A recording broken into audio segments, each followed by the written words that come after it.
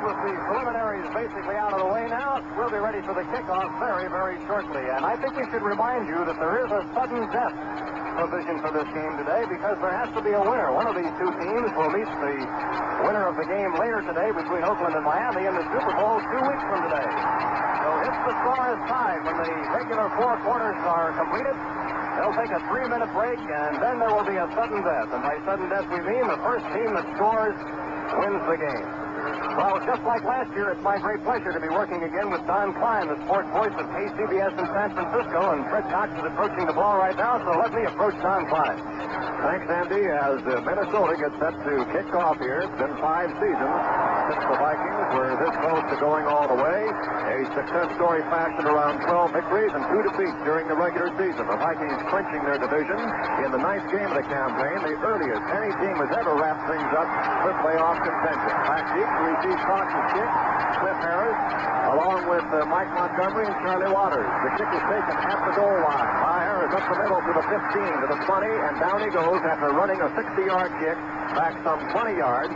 He was tackled on the run back by Terry Brown of the special teams for the Vikings, and Dallas has the ball for the first play of the game just past their own 20-yard line.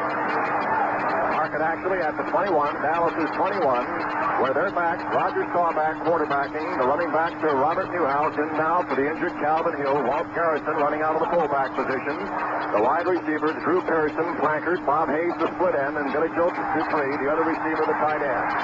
Dallas up to an I formation to start things today. Newhouse backed by Walt Garrison. They go to a setback position, slot back formation right. The handoff is given to Newhouse. He batters over the left guard spot, gains about 2 yards. Jim Marshall coming up from that right end spot defensively for Minnesota makes the stop. As Andy mentioned, a lot of experience up front of that front wall for the Vikings. Marshall, the Ohio State veteran in his 14th campaign. Alan Page, a Viking all the way for 7 years. Gary Larson, the former Ram, 10 years in the game.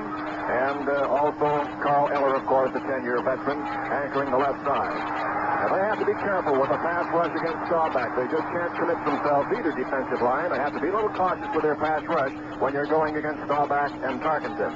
The I formation, they stay in it. The pitch back to the tailback. Newhouse going wide to the right. Gets a block to the 25 to the 27-yard line.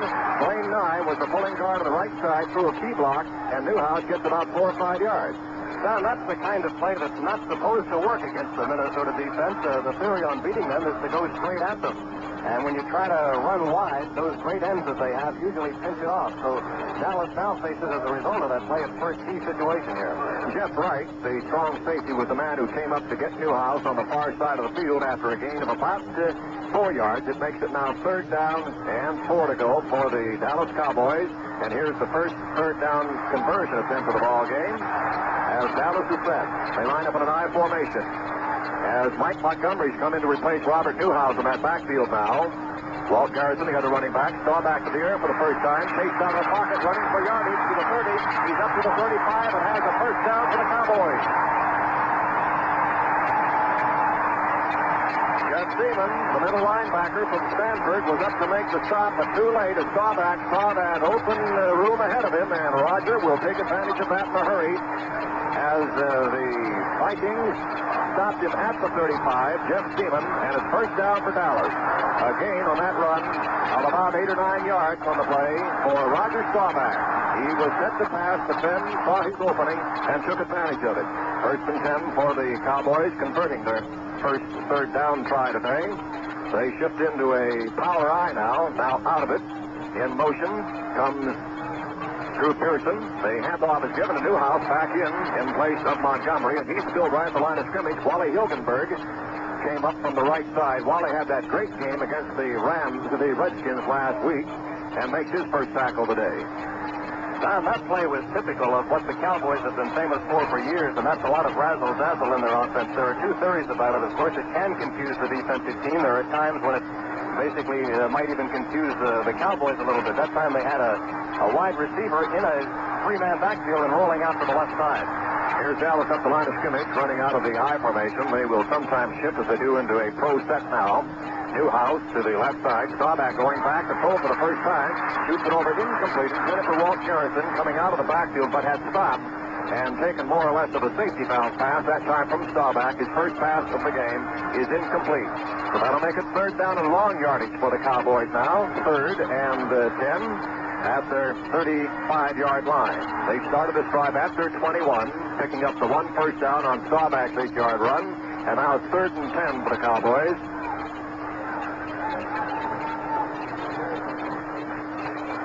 Change up front for the Vikings as Bob Lichtema in there for Gary Larson now. And here's a big play for Dallas on the verge of losing ball control. Mike Montgomery's come in for Robert Newhouse now.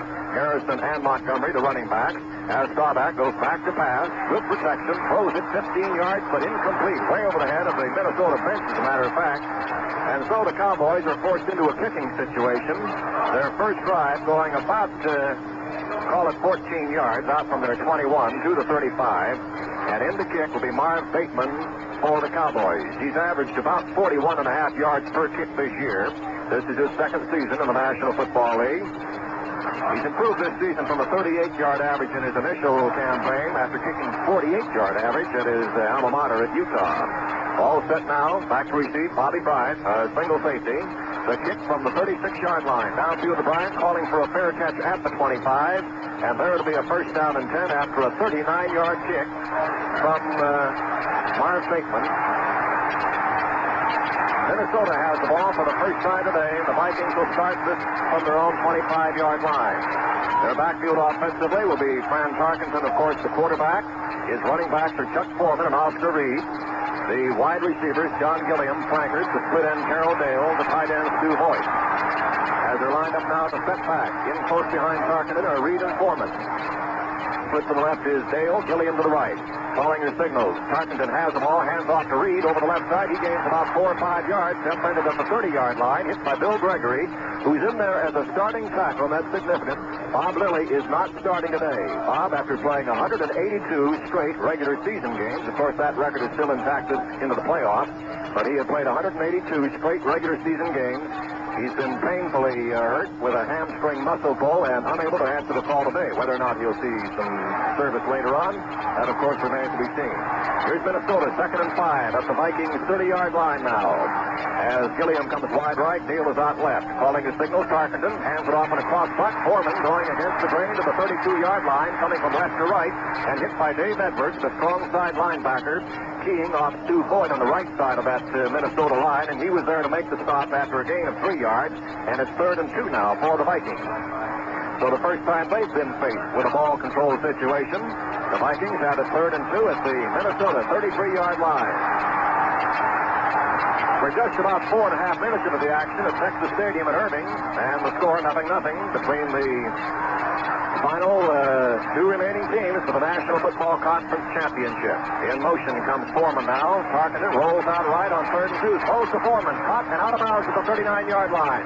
Chuck Foreman comes out to get a first down on the receiving end of the first pass thrown from Francis Tarkenton. And it will be 1st and 10 for the Vikings at their 39-yard line. And on the passing plays, it's significant that Tarkenton threw to the right side rather than the left side. They almost never test Mel Renfro, who is so good as the right cornerback that he really doesn't get that much work. So they threw on the right side where they had Charlie Waters in coverage. Charlie, of course, had that great game last week, Andy, against the Rams, and horse-collared Harold Jackson in that one. Here's Tarkenton ready again. Normal spread at either end. Running back set behind him. As Tarkenton has the ball, drops back 2 steps, throws left, and hits John Gilliam out of the left side for about 10 yards at about the 48-yard line. John Gilliam, who this past season represents a deep threat and caught 42 passes. And on Renfro, too, Don. I just kept on saying they don't against him, but they got to let him know they said they'll show you, huh? A gain of 9 yards and makes a 2nd down and 1 now for the Vikings. Approaching midfield, they're 2 yards short of it, having started this drive at their own 25-yard line. So they've quickly moved it 23 yards, and this spotted Dallas defense has all it can handle at the moment. The Vikings, for the first time, are setting strength to the receiver to the right side with a slot back formation. Gilliam and Dale in the hole. Calling signal Tarkenton, going back to pass again. Looks downfield, throws 130 yards to Dale, and incomplete. Over Carroll's head, running alongside him, Cornell Green, the strong safety. Here's a veteran who hasn't missed a game in his 12 years, 168 straight for Cornell Green. And he, too, had a great performance and was instrumental in the victory for Dallas over the Rams last week. 8 years a cornerback, and then for the last 4, lines up with a strong safety and keys off the strong side of the opposition. As Carroll Dale comes out now, and Doug Kingsrider is in for the first time today. All-American from Minnesota, hometown product, as he comes in now as a tight end, along with Stu Voigt. Power play for the Vikings, lined up with setbacks behind Tarkenton, going for short yardage, 3rd and 1. The dive is good for Oscar Reed, who's over the midfield stripe by about a yard, and Minnesota, faced with a 3rd down situation on 2 occasions, has turned them in both cases into first down. Stopping the play right through the middle was Leroy Jordan, the 11-year veteran of the Dallas Cowboys. He's the fellow who gets the Cowboys fired up there, and they're going to have a little more of that now. Kingsrider, after serving his duty as a tight end there, in a tandem with Stu Voigt, now moves out of the lineup, and Carroll Dale, the receiver, comes wide right, as the Minnesota wide receivers will flip-flop, and that's what they've done now. Dale is right, and Gilliam is out the left side. Tarkenton has the ball, is back to pass. Good protection, throws one 45 yards downfield and incomplete over the head of John Gilliam down the 5-yard line. Mel Renfro and Cliff Harris double teaming on Gilliam, and it was over John's head. As I mentioned a moment ago, he's a deep threat. He'll run more streak routes than he will fancy patterns for you. He's caught 154 yards for a touchdown this year, and 42 passes this year, and he was the #1 receiver, but that time he was overthrown by about 2 feet. As this game unfolds, it's going to be interesting to see how successful Gilliam is, because what the Dallas defense did last week was take Harold Jackson, the Rams top receiver, out of the game. He had only 1 reception. Gilliam, of course, is the leading receiver for the Vikings. Clock is consumed about 6.5 minutes here in Dallas. We have no scores yet, as Minnesota has it at the 49-yard line of the Cowboys. 2nd and 10. Normal spread at either end for the Vikings. Tarkenton to the air again. Throws 15 yards downfield and caught on the far side by Jim Lash. But he is, let's see when they're ruling it incomplete, out of bounds on the far side. No, that is complete, just in bounds and for about the 10 yards. It'll be a first down for the Minnesota Vikings on a gain of about 11 yards for Jim Lash taking the pass from Franz Tarkenton. I think the crowd misinterpreted that, too. They started to boo, too. Yeah, it happened right in front of the Dallas bench. Incidentally, Don, we've just received a note that this is the first time in his pro career, regular season or postseason, that Lilly has not started a game. Whether or not they're missing him, Minnesota's finding holes up front, but right now going to the air mostly as Tarkenton is ready. He hands it off to Foreman, getting a block by Reed, turns the corner at the right side past the 35, and gets down to the 31-yard line before Cliff Harris, coming up from his free safety, and left cornerback Charlie Waters got him at about the 30-yard line. That's a gain of 9 more, and the Vikings are moving at will now through this Dallas defense. That time, the handoff given to Chuck Foreman. He got a block from Oscar Reed running out in front of him. Foreman, who averaged 4.5 yards per carry this year. The great receiver, they'll throw to him. He's #2 receiver, as a matter of fact, behind Gilliam, and represents a real breakaway threat. That's something the Vikings in recent years have not enjoyed as much as they have now in Chuck Foreman, playing in his rookie campaign out of Miami. Here again, the handoff is given this time to Reed. He goes past the 30 down to about the 27-yard line, and that's a pickup of some 3 yards. Another first down for the Vikings. They needed only 1 and got about 3.5 down to the 26-yard line. The tackle made by T.D. Lewis from that weak side linebacker post along with Bill Gregory. And it's 1st and 10 for Minnesota now, just short of the Cowboys' 26-yard line. Minnesota started this drive, to refresh your memory, back at the 25-yard line. They've advanced the ball now 49 yards in a sustained drive. No score yet. 8 minutes gone in the game. As Tarkenton is ready now. Has a wide split and a setback behind him. Brings Gilliam in a bit from the left side. As Fran has it, gets off to Reed. Bucks over the right side. Gets past the 25 down to the 21-yard line, where Cliff Harris is the man who's got him. Oscar Reed, the #1 rusher on this Minnesota team this year. Nothing new for Oscar. He led the nation's collegiate rushers back in '66. This is his 6th campaign. All 6 years, of course, as a Viking. You know, Don, a little surprising to see the Cowboy defense give up this much yardage on the ground so early. They obviously don't have it together yet. During the regular season, they were the 2nd best defense against rushing in the conference. As again, here comes Minnesota, now slotting left. Putting the strength of the receiving to the wide side of the field. Fran Tarkenton at the 26-yard line, 2nd and 5. The handoff is given to Foreman. He batters his way over the right side through the grass with Leroy Jordan and gets down to the 23-yard line. Chuck Foreman again carrying that time. Chuck has the ability to hit the hole quickly. He gets a fast start back there, and they'll line up very close in behind in a tight formation behind Tarkenton. He is certainly, you have to say, Andy, that here you have a prime candidate for the National Football Conference Rookie of the Year honors in Chuck Foreman. Well, I think you'll probably get it simply based on the fact that he's playing on the best team as far as the rookie candidates are concerned. Incidentally, we've got the tight ends in there again, Don, as we have a close yardage situation here. It's 3rd and 1.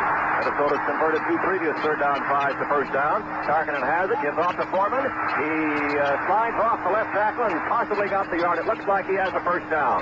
Chuck Foreman stopped by Jeff Pugh, the veteran left tackle, and Larry Cole side him at left end. And coming up from the secondary was Cornell Green. It may be close enough to force a measurement. It'll either be 4th down in inches or 1st down, of course, for Minnesota.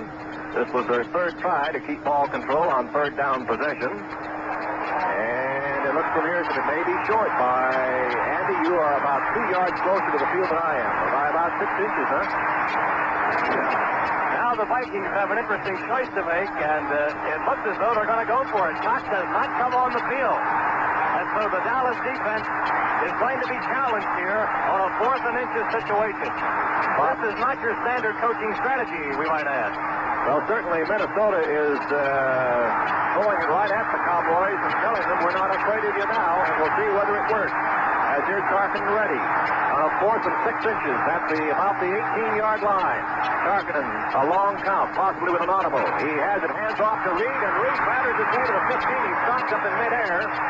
It's Rodrigo Barnes, who's in there as a 5th linebacker for the moment, and we'll see whether or not he got that yardage. It appeared as if he did get it, but they're going to have to measure. You mentioned that defense, Andy, and over the last 7 games of the regular season, this Dallas defensive unit allowed a total of only 64 points as the Cowboys won 6 out of their 7 games. The 14-7 loss to Miami, the most points scored by the opposition during that span. And here is Minnesota starting from their 25-yard line and not slowed down until this moment, but not enough so there to prevent the 1st down. And Minnesota gets the 1st down at the Cowboys' 16-yard line. Don, the purists don't put that down under 3rd down conversions. I guess you have a separate category for that one, but that's got to be the key play of this game so far. Sustaining the field goal and going for more. We'll certainly have to credit Minnesota with, they did make it on 3rd, but on 4th, and we'll say on 3 occasions now, forced with ball control situations, they've converted. It's 1st down to the 16-yard line for the Vikings. Lined up now are Reed and Foreman in behind Tarkenton. As Fran has the ball, he's going back to pass, looking downfield toward Gilliam, and it is overthrown in the right corner. That's Jim Lash going deep on the play in the corner. Running a flag pattern, Jim Lash. It is incomplete. Charlie Waters was covering on the play, and that'll make it a 2nd down and 10 of the 16. And Don, you know we've got 4 minutes and 26 seconds left here in the 1st quarter, and there hasn't been a timeout yet. We'll take just time for a moment here, Andy. Ourselves, besides those of you listening throughout the United States on CBS Radio, Andy Muser and I would certainly like to send our special greetings to those listening around the world through the worldwide facilities of the American Forces Radio Network. Ships at sea and our service personnel just a little closer to home today with this broadcast, and our best wishes for a happy new year wherever you are. Here's Tarkenton now, faking an end around. Now throws a pass. Caught by Reed, clear to the 10. He's down to the 8-yard line. As coming on the end around that time was Carroll Dale. Just a short little brush hand fake by Tarkenton. Little play action on a delay, and then throwing out to the left side and completing it to Oscar Reed, who was clear for about 5 or 6 yards, and finally was bumped down at about the 8-yard line after gaining 8. It'll be 3rd and 2 now for the Vikings. Now, that looked like a play right out of the Dallas playbook, didn't it? Yes, it is. Fran using a little trickery down there to let the defense flow in the opposite direction to which he would ultimately move. Chuck Goodrum has now come into the lineup offensively. As for short yardage, 3rd and 2. Tarkenton at the Dallas 8-yard line. Calls his signals now. Minnesota converting 3 for 3 ball control plays as the handoff is given to Reed, and the flag thrown as he bursts into the end zone. But it would appear to be there's been no signal. There's a penalty evidently against the Vikings. The Dallas line on the left side, Andy, apparently knew what that had been, and they didn't even bother to go after Reed. I don't know who it was, Don, but there was holding in the offensive line of the Vikings. It was probably either Sunday or Yari on the right side. So there's a key move on the part of the Dallas Cowboys as far as breaks are concerned. Although it happened so quickly, as Reed went by, nobody bothered with holding him down, and it's a 15-yard penalty against the Vikings that takes the ball back to the Dallas 22-yard line. We're to be long yardage, third down, and about 16-17 to go for the Minnesota Vikings. They're going to spot that ball at the 23. The Fran Tarkenton has his wide receivers back in after using tight ends. John Gilliam and Terrell Dale are back in now. We have about 4 minutes and 15 seconds to go, first quarter. The NFC Championship at stake and the Super Bowl berth that goes with it. We're all set. Tarkenton, third down and 17 to go. As Fran looks over a 5-man front, linebacker plugging for the Cowboys. Here's Tarkenton being chased back. He's in trouble, and he is hit for a loss back to the 38-yard line.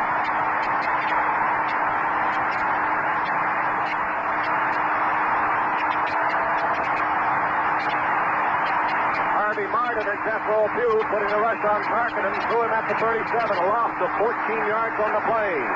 And there is the key defensive move of the day, as Dallas, getting a break on a holding penalty against Minnesota, then capitalizes on it and forces the Vikings into a field goal kicking situation on fourth down. Fourth down and 31, and Cox is ready to kick. He, this year, has so far hit 21 for 35. The kick is on its way, has good range, and it is good. And Cox kicking one from the 42-yard line. That's his longest effort of the year. And Minnesota scores first this afternoon. We've got a timeout on the field to score. The Vikings 3 and the Cowboys nothing. Well, it was quite a drive by the Minnesota Vikings, a drive which ate up almost 9 minutes of playing time in the first quarter. And you got to think whether or not that scoring play negated that drive later on, just a few moments ago, actually, when Dallas was not able to hold Minnesota. And that's one of the plays that is a very important aspect of football. Early in the ball game, you get a key play like that, you go out and challenge the defensive unit, and it can go either way. It's a chance, because if they hold you, well, then the momentum goes to the defensive team. But in this particular case, the first time on that short yardage situation, Minnesota did get the first down, but they wind up with only 3 points out of it. And as far as Dallas is concerned, the Cowboys did their job on defense with that 14-yard sack of Tarkenton. And this should prove to be a fairly wide-open football game, because both Tarkenton of Minnesota and Staubach of Dallas like to scramble around. It's going to be a tough afternoon for the defensive unit. So it's Minnesota drawing first blood on that scoreboard, and 3-0 by virtue of 44-yard kick by Fred Cox officially. And Andy, if Dallas looks back on this ball game in its early stage, they had trouble defensively, but got the big break on the holding penalty now officially assessed to Ron Yeri of the Vikings after the Vikings had penetrated to the 8-yard line, a distance of 67 yards on that first drive, and Dallas is, I'd say, fortunate to get away with 3 points against the Rams. Here's the kick coming down the goal line, taken this time by Charlie Waters. He brings it back up to about the 15-yard line, and Jeff Wright knocks him down, and there to be first down and 10 to go for the Cowboys. They're going to mark that ball at the 18-yard line, where it'll be first and 10 for the Cowboys at that spot. Most coaches said yesterday that the key factor here is, of course, avoiding mistakes, and they fall into two categories. One labeled turnovers, giving the ball to the other team, and the other, the major penalty. So far, we haven't had any turnovers, but we do have the major holding penalty, which, although the Vikings lead the game, it may well have cost them 4 points. And here we go now as Dallas comes up the line of scrimmage, this time shifting out of the setback into an I formation. As Staubach has the ball, drops back in the pocket, throws a pass 20 yards, but over the head of Drew Pearson, the intended receiver. Pearson, who, of course, had that key play against the Rams, an 83-yard touchdown pass to run effort.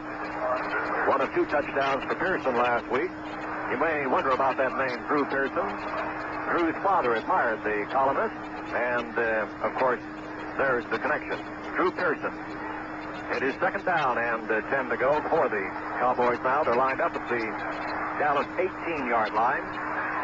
Minnesota with that 4-man front. The linebackers in tight now as Staubach has the ball, hands off and through the middle. First Walt Garrison, but doesn't get very far. Gets up to about the 20, well, they're going to mark it at the 22-yard line. So a gain of 4 yards and makes it now third down. Third and about 6 to go for Dallas. This will be the third time today that the Cowboys have had a third down situation. They were able to turn them into first downs on one of the previous 2 tries. It's third and 6 now at the Cowboys' 23-yard line, up 22 and a half. Coming wide to the left side is Drew Pearson. Moving out now is Bob Hayes to set up the slot. The backs go back into an I formation. Hayes goes in motion left to right. Here's Staubach going back to pass, looking toward Hayes. Throws to Bob. He's got it at the 30-yard line. First down, Dallas. As Bob Hayes goes out of bounds after taking it at about the 30-yard line. Steps out to 32, chased out by Paul Krause, who's the most experienced member of the Minnesota secondary. Ran him out.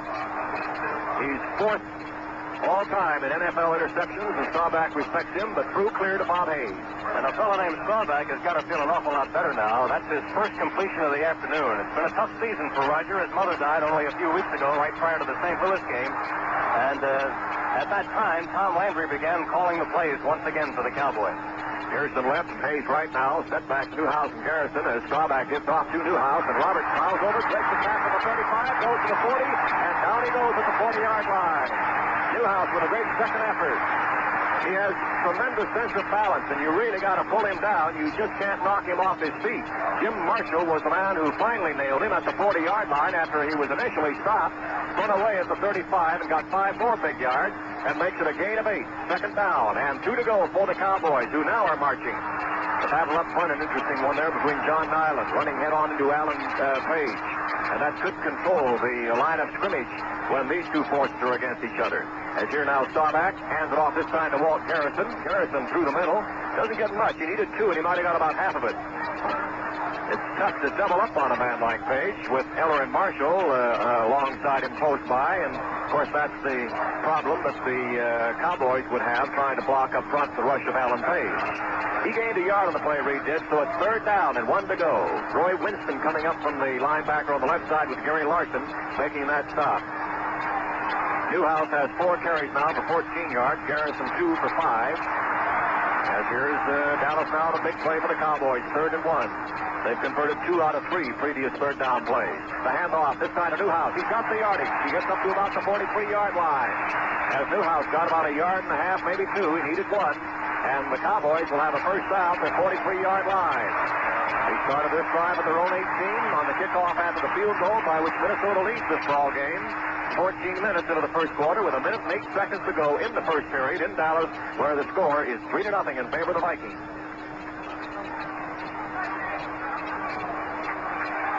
Staubach normally would have to only contend with that front 4 as far as the rush is concerned. The Vikings blitz, well, they say an average of about 10% of the time. Otherwise, they keep those linebackers loose and depend on the front 4. Here's Staubach ready, rolling out right. Now looking through the middle. He's going to run with the ball and gets up to about the 45, hit from behind and powered forward to about the 46. Roger Staubach hit by Carl Eller. He played in 4 Pro Bowls, won the George Halas Award as the best defensive player in the NFL just a couple of years ago. A 10-year veteran, Carl Eller, stopped him at about the 45-yard line. So it's second down call, made a gain of 2. A definite ad-lib play, Don, and actually Staubach had a little trouble with his own left guard, John Nyland, that time, who inadvertently got in his way. Here comes Dallas, the line of scrimmage again now, out of the I formation. Garrison and Newhouse running back behind Staubach. Normal spread at either end for the receivers. As here's the handoff and play up the middle goes Newhouse. Newhouse carries, but not for much as Minnesota digs in with Gary Larson stopping that play. Gary is stopped at about the 46-yard line as time runs out in the first quarter. Begun ending the first period with the score here at Texas Stadium in Irving, Texas. The score is Minnesota 3 and Dallas nothing. Well, the Dallas Cowboys finishing the regular season at 10-4, tied with the Washington Redskins in the National Football Conference Eastern Division. Both of them with a 10-4 record, but because of the point differential between the 2 teams in head-to-head competition, Dallas was declared the winner of the National Conference East for the purposes of alignment in the playoffs. The Cowboys beat the Rams in the first round of the playoff, 27-16, and the Vikings stopped Washington 27-20. So the Cowboys, champion of the NFC East, Minnesota, the champions in the Central. Minnesota finishing the season at 12 wins and 2 losses. The Cowboys lead the all-time series of the Vikings, 6-1. Their last meeting, a 20-12 Dallas victory on Christmas Day in 1971. That was the first round of the Cowboys' drive to their World Championship. The lone Minnesota win in the series, a big one, 54-13 in 1970, and that's the most points ever scored against a Dallas Cowboy team. Well, we're starting the second quarter. Don Klein with Andy Muser here at Texas Stadium. And Andy, I'd say Minnesota certainly has the momentum of the first quarter with that drive, but this is certainly, obviously, anybody's ball game the way they're going at this point. Dallas showing a little offense, huh? You know, Don, in the normal course of a football game, and it could happen yet, a team will get the ball an average of 10 or 11 times. And here we went through the first quarter, and Minnesota had the ball once. Now, if that continued, of course, they'd have it only 4 times during the game, and I wouldn't be surprised that'd be a record. And the Cowboys are only in the middle of their second possession right now, too. So we have indeed seen ball control here on a beautiful 60-degree day in Irving, Texas. Cowboys went 14 yards on their first drive. Minnesota countering with a 67-yard drive. They got as far as the 8-yard line, but then were driven back with a penalty and a rush on Tarkenton that dropped them at the 37-yard line, from whence they kicked the 44-yard field goal for Fred Cox. Here's Dallas ready. Second quarter underway at their 46. Staubach going back to pass. Gets good protection in the pocket. Holds it out there complete to the 40-yard line of Bob Hayes. Hayes with a first down for Dallas at the Minnesota 40. That's a gain of 18 yards as Staubach threw a bullet to Bob Hayes, who caught it at the 40 in the grasp of Bobby Bryant coming up from the right corner spot. And boy, they have to be careful with him. He led the entire National Football League this year with his 7 interceptions. Bobby Bryant, 6-year veteran from South Carolina, on Hayes immediately. But Dallas, for the first time today now, is in Minnesota territory. They're at the 39. First and 10 to go. Minnesota 3, Dallas nothing. Here's Staubach ready, shifting his running backs out of the set to the eye as he goes back to throw another pass. Throws it 20 yards down to the left side and caught over there by Pearson. Might have been out of bounds. He was. Drew Pearson, the receiver on the far side. Bobby Bryant again on him, but that time the pass, although caught, was out of bounds. Staubach thereby throwing his 6th pass. He's completed 2 for 27 yards. Tarkenton has thrown 7, hitting 4 of them for 33. And Staubach looking, despite a 2 out of 6 completion mark, Don, a lot better than he did toward the end of the Rams game last week, when he was admittedly dazed and said later he really didn't know exactly what was going on out there. Dallas ready now, having moved this ball on this drive some 43 yards as they started back at their 18. Staubach this time fakes off and now hands to Foreman. A flag thrown on the play as to Robert Newhouse, rather. Newhouse taking that ball and going to about the 40. Game, well, you'd have to say nothing at all. When on the play, we'll see whether or not there's a penalty. However, a flag has been thrown and it could nullify whatever Newhouse did with it. Holding penalty against Dallas. Going to take them back 15 yards and back into their own territory. So there you have the first penalty of the day being marched off against the Cowboys, and for the moment, stunning their drive. Dallas this year averaged 172 yards on the ground, 167 through the air, and with a total 339 per game, was the number 3 yardage gainer in the National Football Conference. Minnesota was 4th in that regard. The penalty was called against the left guard, John Nyland, for holding. So we've had 2 major penalties in the game now, one against each side, and they've both been of the same variety, offensive holding. That makes it second down, and now 25 to go for Dallas. That's the Cowboy, just past the Cowboy 45-yard line. And Staubach puts the running back, Newhouse and Garrison to the eye, now splits them to a normal setback position. Pearson right and Hayes left. Staubach back to pass, runs out of the pocket, looking downfield. He is not going to throw, and runs out of time, and down he goes at the 48-yard line. Staubach had time to throw had he elected to do so. His receivers obviously too well covered. And then Staubach is inclined to do when he sees a little opening up there. There's a difference. If you want to call them scramblers, and Tarkenton doesn't like us to say that he's a scrambler, he calls it part of his play pattern to give his receivers the time to get downfield and break off defensive coverage. In that case, Staubach, however, will look for that opening, and when he sees the opening, he's going for yardage. He's not concerned about giving his receivers time. As you're ready now, Staubach takes the backs out of the eye to the setback position. They are, in this case, Mike Montgomery in there. Going back to pass again, Staubach throws one about 35 yards downfield to Pearson, and incomplete. Drew Pearson, the intended receiver. Bobby Bryant on him like a blanket downfield again, the right cornerback covering Pearson. Rayfield Wright had a shot at on the play. Rayfield Wright throwing a key block on it. It clears Staubach at the end for that pass. It'll be now 4th down. As for Dallas, that was the 5th third down play they've had today. And they have turned 2 of the previous 4. And now 2 for 5 on third down conversions. And back to kick for the second time today is Marv Bateman. His first effort went 39 yards. As Dallas moving from their 18 to the 48-yard line where their drive bogs down. Here's a fair catch being called for at the 13-yard line by Bobby Bryant. He takes it at the 13, and there it'll be a first down and 10 to go for the Vikings. That kick actually netting, referring field position to distance as far as the kick was concerned from Bateman. He gets 39 yards, and Minnesota will have the ball at the Vikings' 13-yard line. First down and 10 to go. The score 3-0 in favor of Minnesota. The clock showing about 13 minutes, 20 seconds to go in the first half of play here at Texas Stadium. As Minnesota will now be starting its second possession of the day. They had the ball, as Andy mentioned, only once in the entire first quarter, marching 67 yards. We've got a timeout of the second quarter with a score to repeat. Minnesota 3, Dallas nothing. Coach Tom Landry, the Cowboys, and they have a 14-year record. Both Landry and the Cowboys have 108 victories, 80 losses, and 6 ties. And this is their 8th straight year in the playoffs. They've played in the NFC Championship game every year since the current playoff system was established in 1970. They won in 1970 and in 1971. This is Bud Grant's 7th year with the Vikings, and his career record is 70 wins, 25 losses, and 3 ties. Not too much to separate these two teams so far. It's true that Minnesota leads the game 3-0 as a result of that long drive, but the Cowboys have looked impressive at times offensively too. And on the ball control situation, third down, Dallas is 3 out of 5. The Vikings are 2 out of 4, but they also have a 4th down conversion. And here comes Minnesota now to the line of scrimmage to start their second drive of the day at their 13-yard line.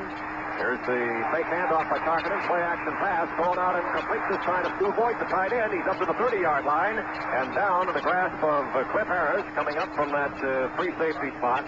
Stu Boyd taking the pass, and it's good at the 30-yard line for about 17 yards. Dick Butkus wrote a column that was widely syndicated in preparation for this game, and he felt that the quarterbacks were going to have to look more for their tight ends, and he felt that Stu Boyd was a good one. He said he's so underrated, in fact, that he isn't even famous for being underrated. Tarkenton now, so far today, has thrown 8 times, has completed 5 of them, doing a great job. This Fran rolls out to his right side again, throws down the middle, and incomplete, intended for Chuck Foreman coming out of the backfield. Tarkenton, the second-rated quarterback in the NFC, headed only by Staubach, and Fran's 62% completion, 61.7 to be exact. Best in more than a decade in NFL competition for this great quarterback, Fran Tarkenton. So it'll be second down and 10 to go. Line of scrimmage is the 30-yard line of Minnesota. First time they got the ball, in case you just joined us, they marched 6 to 7 yards as far as the Dallas 8, fallen back by a penalty, and a sacking of Tarkenton, and then kicked a 44-yard field goal, Fred Cox, for the 3-point. The only scoring of the game so far. Second and 10. Here's Tarkenton handing off to Reed, and Oscar plows through the middle, gets about 4 or 5 yards before he's tackled on the play at the 35-yard line by Leroy Jordan. Now rated as fine a middle linebacker, and perhaps the best in all of pro football. Leroy Jordan, 11-year veteran. He'll be playing in his 4th Pro Bowl game. Don, the Vikings make a change at wide receiver now, bringing rookie Jim Lash into the lineup, replacing Carroll Dale, possibly with the play. He has great speed, a little faster, of course, than Carroll Dale, and a deep threat as they're ready. As Gilliam left, and out wide to the right is Lash, and Tarkenton throws over the middle, caught by Boyd. He goes down to the 42-yard line on the play. The tight end coming out of there. Boyd is used mostly as a blocker, but obviously, as you've seen now on 2 occasions, they throw to him 23 passes this year. He was the number 4 receiver for Minnesota. a great all-around athlete. Boyd, he won 8 letters in college at Wisconsin, 3 football letters, 3 in track, and 2 in baseball. Boyd, 2 receptions today. And we're set as it's 1st and 10 now for the Vikings at the 43-yard line of Minnesota. Tarkenton has the ball and hands it off to Foreman. He got a big hole, cuts over the right side, past midfield to the 45 to 40, and down to about the 36-yard line. Chuck Foreman with a burst of speed through the middle, as we mentioned earlier. He gives the Vikings that breakaway threat. It was Ed White, the California grad and left guard, a 5-year veteran, opening up the hole, through which Foreman sped to about the 38-yard line. And it's going to be 1st and 10 for Minnesota, now at the Dallas 38-yard line. And so far, the momentum of the ball game by virtue of a 67-yard drive the first time they had their hands on the ball, and now by this one that's moved from the 13-yard line of Minnesota to the Dallas 38. That is already a distance of 49 yards, and it's Minnesota carrying this ball game to Dallas. All set is Tarkenton now. Normal spread at either end. Setbacks going back to pass is Tarkenton. Throws one down the 20-yard line. Incomplete. Intended for Jim Lash. He's bumped up on the play that time by Charlie Waters. Just a year ago, it was Charlie Waters who broke his arm against Washington in the NFC game, and that time it's Jim Lash who was hurt on the far side. And Tarkenton forced into throwing a little sooner than he would have liked on because of a strong pass rush by Jethro Pugh, who got through without being blocked and was right there with Tarkenton. Well, timeout has been called in the field, and the score, Minnesota 3, Dallas nothing. Minnesota coming up with those 3 points on a 44-yard field goal by Fred Cox in the first quarter. As you know, this game is being broadcast worldwide on American Forces Radio, and this is also being telecast to a number of areas. 212 stations in the United States, 295 stations, Puerto Rico, Canada, French language, pretty good coverage. In respect to that, and in relation to that, I've got a trivia question you won't believe. Who was the first person to ever complete a pass in a televised football game?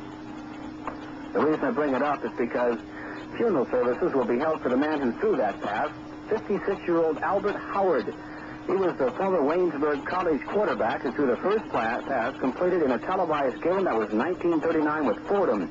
Bobby Brooks caught the 80-yard touchdown pass, watched by a small television audience in metropolitan New York. Howard, a native of Waynesburg, died Friday in nearby Greensburg, Pennsylvania, after a long illness. And we're keeping track of the clock, too, here, Don Klein, because the Vikings' last drive took up so much time. As we said, they had the ball only one time in the first quarter, and now this second drive of theirs has already consumed a little over 3 minutes. Minnesota now lined up at the Dallas 38-yard line, where it is 2nd down and 10 to go. Tarkenton now has thrown 11 times. He's completed 6 of them, saw back 7 passes, and he did only 2 of them. Fran brings the Vikings to the line of scrimmage now. Setbacks behind him are Foreman and Reed. They hand off to give it to Foreman. Straight to the middle he goes, past the 35 to 30 into the 28-yard line, and gains about 10 yards on the play. As Tarkenton goes back to the ground with Chuck Foreman and sends him straight over the block of Mick Singlehoff along with Ed White on the left side of the Minnesota front wall. I mentioned Tarkenton throwing those passes, and quite a few today. On a relative basis to his season performance, he passed fewer times than in any other season of his 13-year career. His yardage was less, fewer interceptions, of course, and as a matter of fact had his lowest interception percentage mark and his highest completion mark. So Tarkenton, the peak of his career, as far as his percentages go this year. As Fran is ready and hands it off to Reed on short yardage, 3rd and 2. As Reed takes the ball and dives over the right side, the 2 tight ends were in, Doug Kingsrider along with Stu Voigt and Chuck Goodrum, to get as much power and moving off that ball and blocking for short yardage for Oscar Reed as they could possibly get. And he gained about a yard and a half, maybe 2 yards. They needed 2, and we'll see whether he got it. They're going to measure. Don, we're in a similar situation here to that first drive of theirs where they apparently are going to face, they did not make it. They're going to face a 4th and inches situation. The inches appear to be about the same as they were last time. And when they had this situation in the first quarter, they went for it and made it. However, a holding penalty eventually set them back, and they had to settle for a field goal. But let's see what the Vikings' strategy is going to be. And, Don, it looks like they're going to go for it again. Fred Cox has not come on the field. But here comes Bill Brown into the game. Their veteran blocking running back, 13-year vet from Illinois, replacing Reed at the fullback spot. He's the leading active rusher, as a matter of fact, for the National Football Conference. Veteran, 35 years of age. Oldest running back in the NFL. He's in there now. We'll see. Fourth down, about 6 inches to go. A key play in the second quarter of this ball game. As Tarkenton looks over a 8-man punt for Dallas. The handoff is given to Foreman, and he's piled up right at the line of scrimmage. Remember, he'd only need 6 inches, however. His feet are that long, and if he could just step into that hole and get there, that's all he needed. He got a first down for the Vikings at the Dallas 27-yard line. Chuck Foreman through the middle on a key fourth down situation as the Vikings keeping control of the ball, and of course going for 4 more points if they can possibly get them than they would have settled for the 3. And again, we just want to mention, Don, that this is not your basic book strategy. And this will be a point that will be much discussed when this game is over. And we'll be talking about it at halftime, by the way, with Jim Garrett, former defensive coach for the New York Giants. Ready at the 27-yard line of the Vikings now. First down and 10. Tarkenton play action, fakes the Foreman, goes back to pass, goes to the 10-yard line. Incomplete. Intended for Oscar Reed downfield on a crossing pattern there with Carroll Dale coming out from the split end spot. And Oscar Reed, Cornell Green and Charlie Waters on the 2 of them. They converge to the 10-yard line where it is incomplete and be second down and 10 to go. Tarkenton now 6 for 12 and 57 yards today. It's second down and 10 at the 27, and a drive that started back at the Minnesota 13-yard line. So you'll find that drive having consumed 60 yards so far, and as Andy mentioned, a lot of clock along with it. 5 minutes now. The clock showing 8:50 to go in the first half here at Texas Stadium in Irving. And the score 3-0 in favor of Minnesota, driving for more points now. Tarkenton calls his signal, second and 10. Brad hands off to Foreman. Chuck's got a hole through the middle, the 25 to the 21-yard line. Chuck Foreman going for another 5.5, maybe 6 yards before stopped by Larry Cole, the left end defensively, along with Cliff Harris, coming up from the secondary from the free safety spot. A gain of about, let's be exact here because they're getting down where every yard counts. It's about 6.5 yards on the gain, and it's third down, call it 3.5 to go. Flash is okay. When he went for that pass a few moments ago, he was not injured. The wind merely knocked out of him. We're told that he's okay down to the Minnesota bench. Here comes Carroll Dale wide to the left side. John Gilliam goes wide right. Foreman and Reed, the running backs behind Tarkenton now. 5-man punt for Dallas defensively at the Cowboy 21. Tarkenton back to pass. Comes out of the pocket now, straight through the middle on the run, the 20 to 15 to 10. He's down to about the 9-yard line. First down for Tarkenton. Going on to play about 12 yards before Jethro Pugh got him. And that time, that was more of a strawback type of run. Fran Tarkenton saw the opening, saw the daylight, and he was not looking for any time for his receivers to shake defenders down there. He saw some yardage in front of him, and he went for it. He got it. Fran Tarkenton going 12 yards. First and the goal now. They're a foot past the 10-yard line. This, of course, the toughest place now to get a first down. Rather than say first at the 5 and 4 chances. Now they've got the 4 chances to get down to that goal line. They're 9.5 yards out. As Tarkenton calls his signal for the normal spread at either end. They hand off on the reverse. Reed coming to the left side, gets down to the 5-yard line. Oscar Reed set up as a running back right, then pucked over to the left side on a cross puck. Mick Tingelhoff, after handing the ball to Tarkenton, cut out to throw a key block for Reed on the play. The number 1 rusher on the team in 1972, Oscar Reed. And this year, averaged about 4 yards per carry. It'll be second down now at the 5-yard line of Dallas as the Cowboys are rocked back on their heels by a drive starting back at the 13-yard line, netting the Vikings 82 yards in this drive now. They have but 5 to go to pay it off.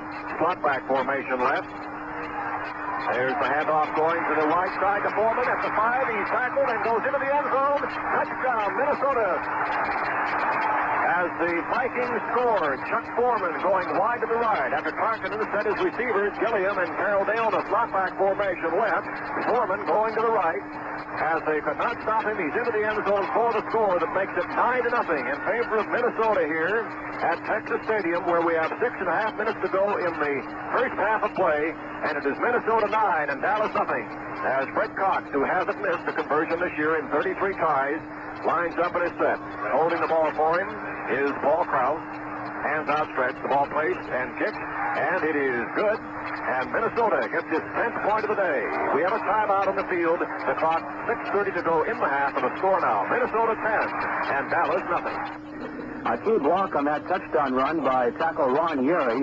He's a 6-year veteran out of the University of Southern California, 6'5.5", 255 pounds, and clearing out that linebacker and enable them to get in for the touchdown. So the Minnesota Vikings taking advantage of the Dallas Cowboys in what had been anticipated as being a defensive battle, and actually it's been that pretty much, as there was a 3-0 score at the end of the first period in favor of Minnesota, and that came on a 44-yard field goal by Fred Cox, and now the touchdown and conversion makes it 10-0 in favor of Minnesota. A number of college football games on Saturday, 3 bowl games, and the East-West Shrine game. John Mosley of the Big 8 Missouri Tigers ran a kickoff back 84 yards to lead a 28-point Missouri second quarter uprising to help Auburn in the Sun Bowl. They beat Auburn by the final score of 34-17. We'll check other football games played in the college ranks on Saturday. Plus, we have a lot of college basketball tournament scores to report. We'll get those a little later. As we're ready for the Vikings kickoff, as Fred Cox will be booting it away, that drive, it consumed 87 yards on the field. And how much on the clock, Andy? 6 minutes, 48 seconds, Don. So we've seen excellent ball control exhibited by the Vikings here today. 2 possessions, 2 scores, and almost the first half.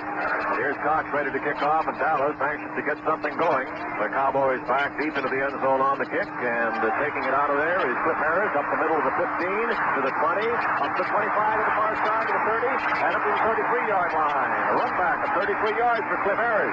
Got a key block at the 25, which swung loose for some extra yardage, and Bill Brown was the man who brought him down. Let's break it here from Irving, Texas, at Texas Stadium for just 5 seconds for stations to identify themselves, this being the CBS Radio Network. This is the American Forces Radio and Television Service. Here's Dallas now. Dallas starting its 3rd possession of the afternoon from their 33-yard line. Their best starting field position. There goes Hayes out of the slot to balance the receivers left and right. Here's Staubach handing off, this time to Walt Harrison. And Harrison gets up to about the 37-yard line, gaining 4 or 5 yards on the play. Of course, the big missing factor in the Dallas attack today, the absence of Calvin Hill. Out with that dislocated elbow, suffered in the Rams game of a week ago. In his place, Robert Newhouse.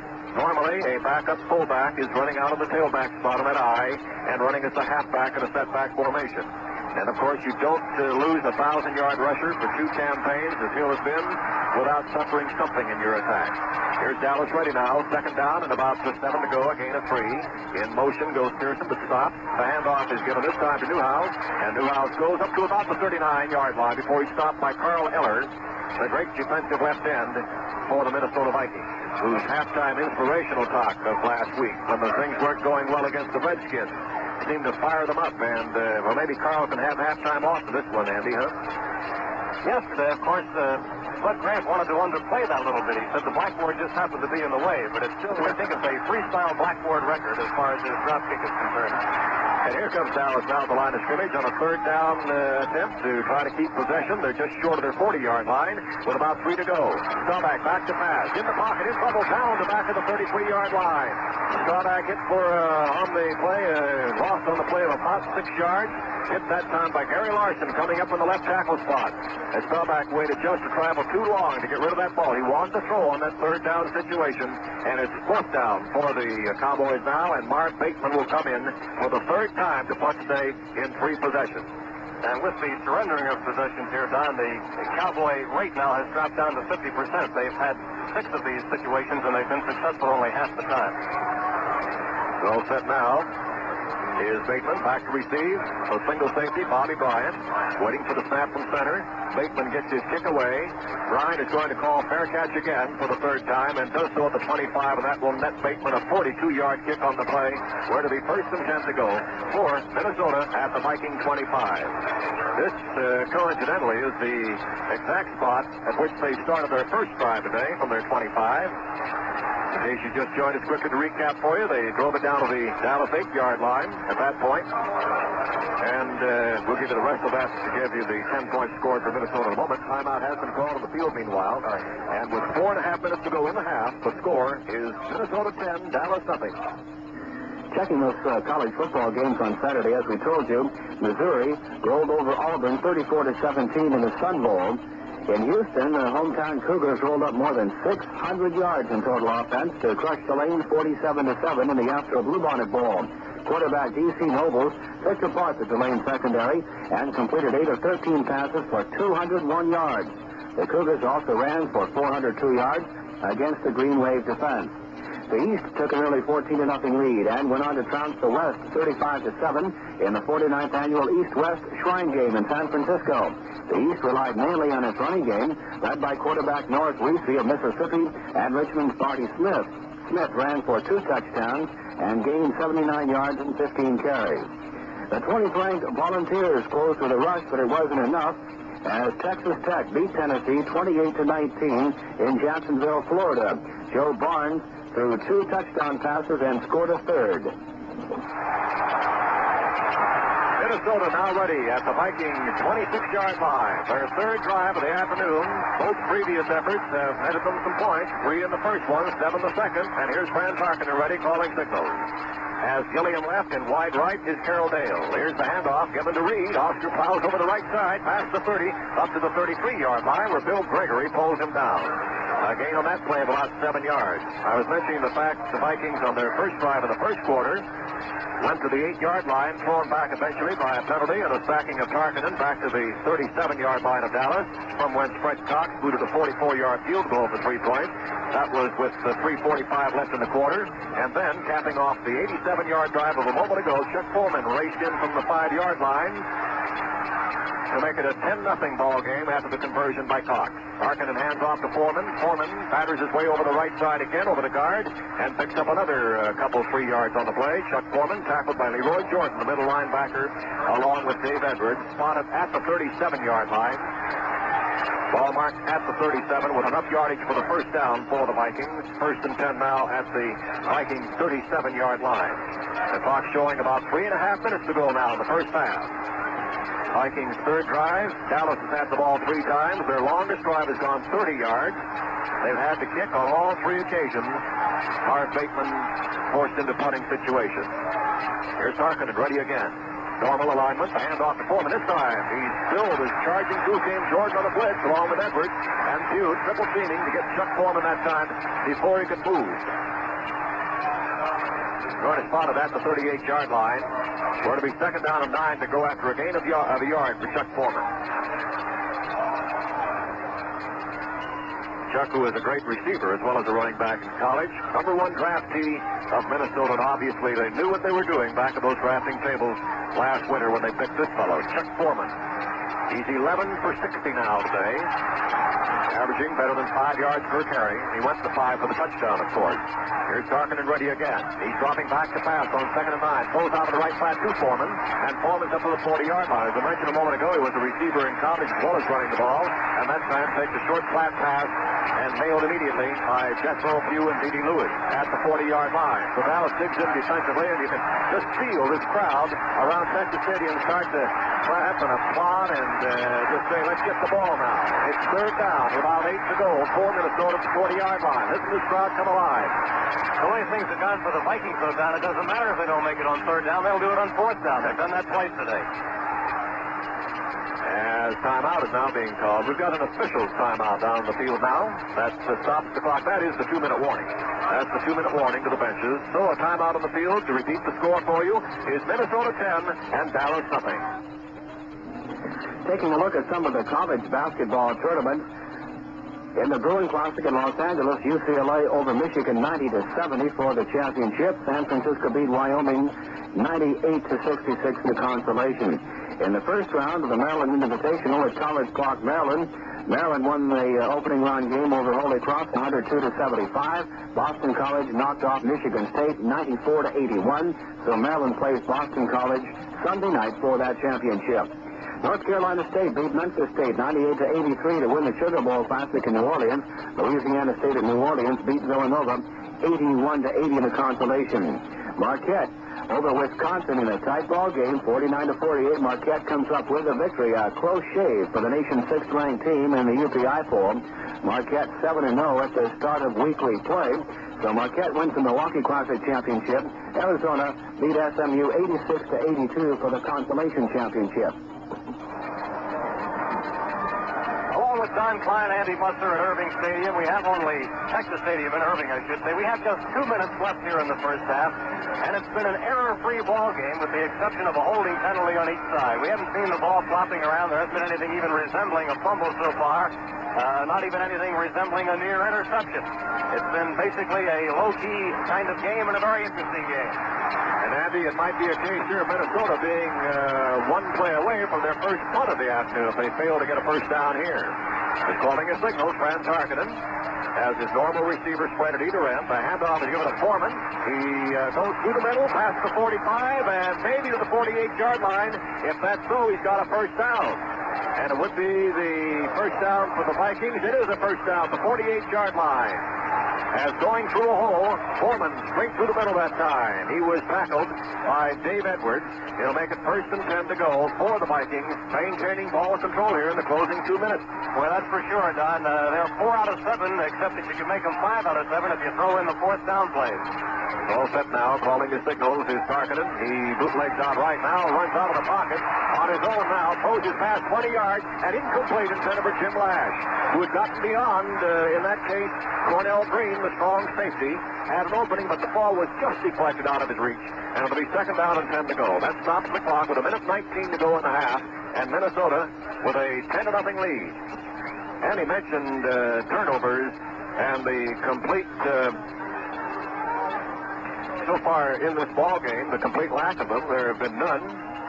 Dallas was 2nd in the NFC this past season with a plus 13 in their favor in turnovers. Minnesota was 4th in the conference with a plus 10. Dallas giving up the ball 41 times, or rather 28 times taking it away, 41. Minnesota 36 against 26 in their favor. Here's Tarkenton ready now on a 2nd and 10. He hands it off to Oscar Reed. He goes through the middle and a step or two into Dallas territory. Might have gained about 3 yards before tackled on the play by Jethro Pugh.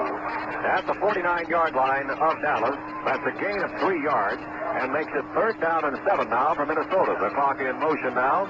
And, of course, as far as times out are concerned, neither club has used any, so each has 3 remaining. Speaking of Minnesota at this point, of course. It'll be interesting to see what the Vikings are trying to do offensively here. Probably with a 10-0 lead, I would suspect that they're going to try just to get into field goal range. It's 3rd down for them now, and 7. As Andy mentioned, 4 conversions out of 7 attempts on 3rd down today for the Vikings. As Tarkenton has the ball, a whistle sounds, and we may have had a delay. It is a delay against Minnesota. Too much time is going to cost them 5 yards. And that could be very significant because they are certainly on the fringe as far as the field goal distance is concerned. Fred Cox this year has kicked 21 out of 35 before this game. His longest was a 41-yard effort. And, of course, he is, well, where they would place up now for a field goal attempt. He'd be in need of about 20 yards yet to get within his best range of the year. Clock stopped now with 34 seconds left on, and I would think that Tarkenton is probably changing the play in the huddle because it's a different situation now. Clock 12. Cox's field goal of this game went 44 yards, 3 longer than his best effort of the season. And now with a single running back, a 5-man pattern downfield, the pass by Tarkenton, caught and out of bounds. John Gilliam caught that ball out of bounds right near the sideline. He was out of bounds at about the 37-yard line as Tarkenton was trying to get down into field goal range for Cox. And now with only 29 seconds left, Minnesota has a 4th down and 12. And into the ball game comes Mike Eichheit for the first time this afternoon, the first time that Minnesota has been forced to kick. As this drive starts at their 25, ends up at their 46. Golden Richards is back as a single receiver for the Dallas Cowboys. Richards waiting at the 15-yard line. as Mike Eyeshide gets a high kick for good coverage downfield, and Richards is going to let it go over his head. The ball is bounding for Minnesota coverage now at the 6-yard line, and there Dallas with poor field position and no time left to speak of, only 19 seconds. Doug Sutherland was downfield to take Eyeshide's kick at the 7-yard line. So from the 46-yard line, that would be a good distance as well as placement for Mike Eyeshide. The ball bouncing to the 6. A 49-yard kick on the play. They're going to spot it at the 7, so that is actually a 48-yard kick for Mike Eyeshide. First time he's been forced into kicking duty today. First and 10 for Dallas. That's their 7-yard line. Merely trying to run out the clock here with 19 seconds.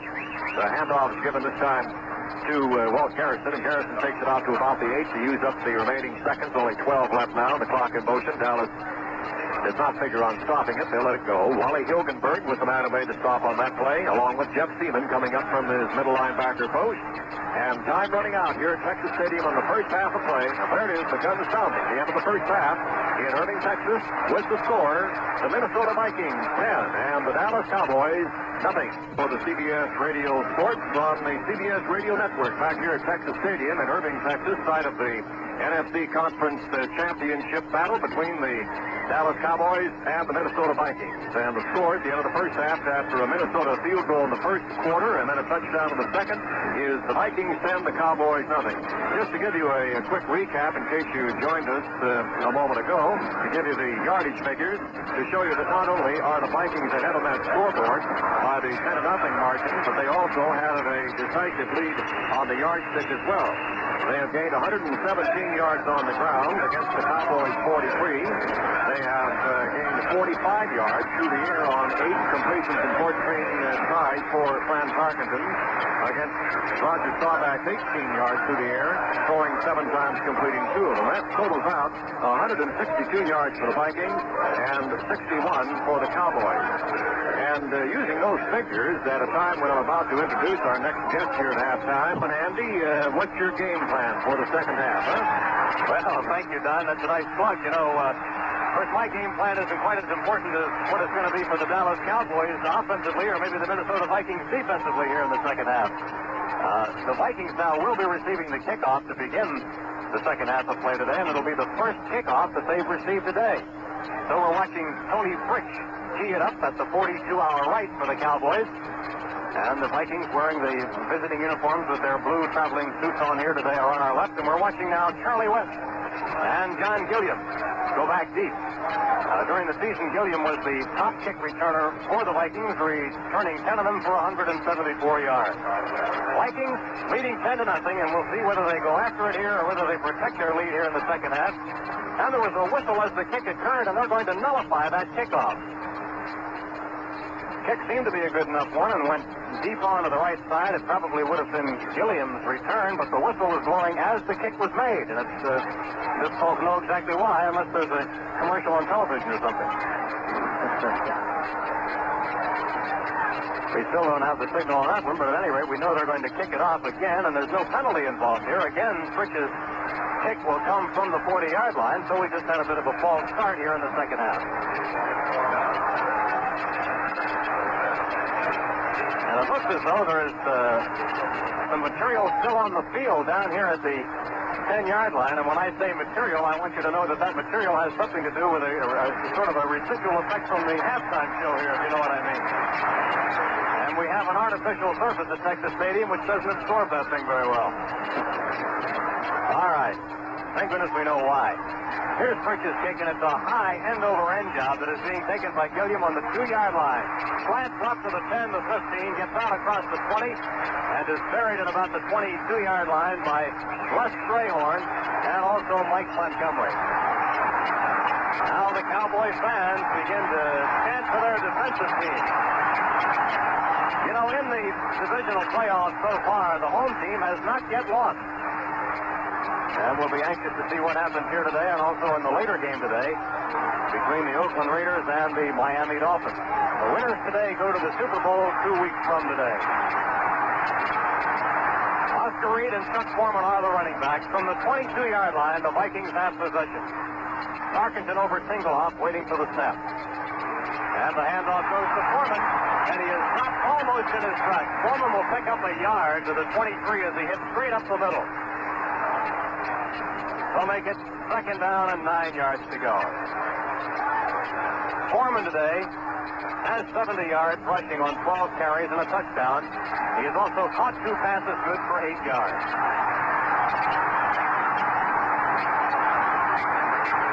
Carroll Dale is coming out wide to the right side, and they send Gilliam off to the left on a second and 9. Running backs are split. Tarkenton back into the pocket. Throws low out to the right side. Incomplete for fullback Oscar Reed, who was bumped hard as he came out by Dave Edwards. But the pass was actually underthrown by Tarkenton, bringing up a third down situation. Tarkenton today is 8 out of 16 for 59 yards. In third down conversions, the Vikings 4 out of 8. But it actually goes to 6 out of 8 if you include the 2 times that they didn't make it on third, but went ahead and got them on fourth down. Minnesota at its own 23-yard line. Third and 9. A slot right formation. Oscar Reed, the lone running back. Tarkenton he drops the ball on the snap, and it looks as though the recovery has been made by Minnesota, in which case they will have to punt. Tarkenton dropped the snap, and the Dallas defense has done its job.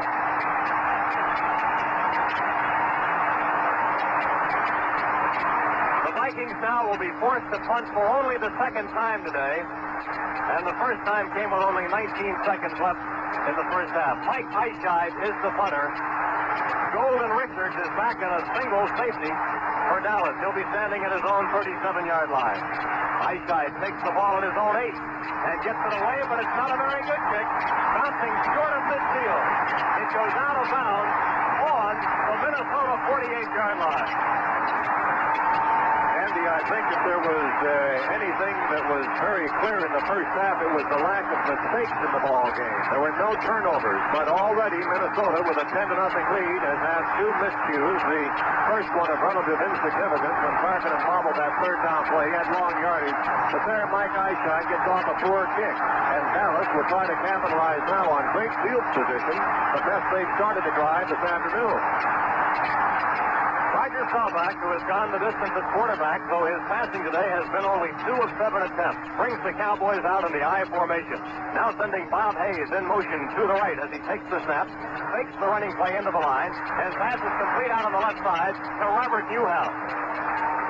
However, the gain on this play is, there is no gain. There's going to be a loss despite the completed pass, as the ball will be spotted back at the other 48-yard line, meaning exactly a loss of 4 yards. Wally Hilgenberg, right linebacker, comes in to make the play, and he hit Newhouse hard and knocked the feet right out from under him. Second down, 14 yards to go. Hilgenberg actually reading that short screen to perfection. He went all the way for the pass. He was not worried about what anybody in the running backs were doing, Andy. 12:47 left in the third period. This will be a running play to Newhouse as he tries to barrel off right tackle, but he gets only to midfield. Carl Eller, famous Minnesota left defensive end, makes the stop there after a pickup of 2. It now becomes third down and 12 yards to go. On third down situations today, the Cowboys are 3 out of 6. Newhouse and the Cowboys cowboy. Walt Garrison are the running backs. Drew Pearson is the one wide receiver. He'll be on the left side this time, and Bob Hayes will be on the right.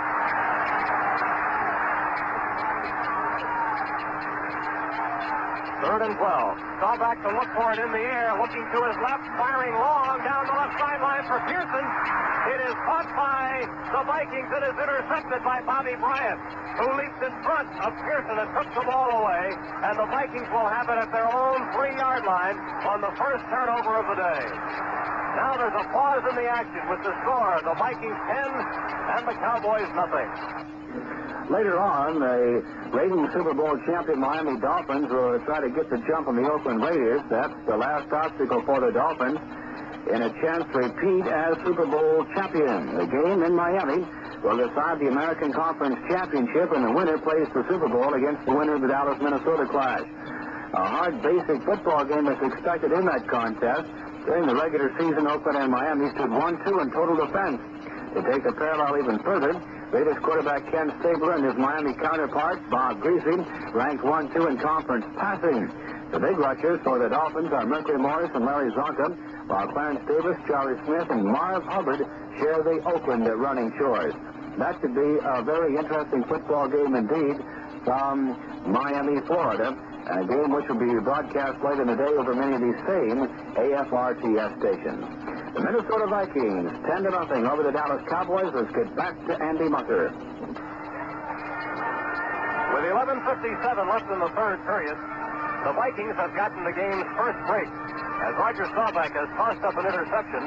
However, for the Vikings now, it's going to be difficult as they will work in the shadow of their own goal line. And this is no place to make a mistake on their part, or the Cowboys could easily take it in for a score.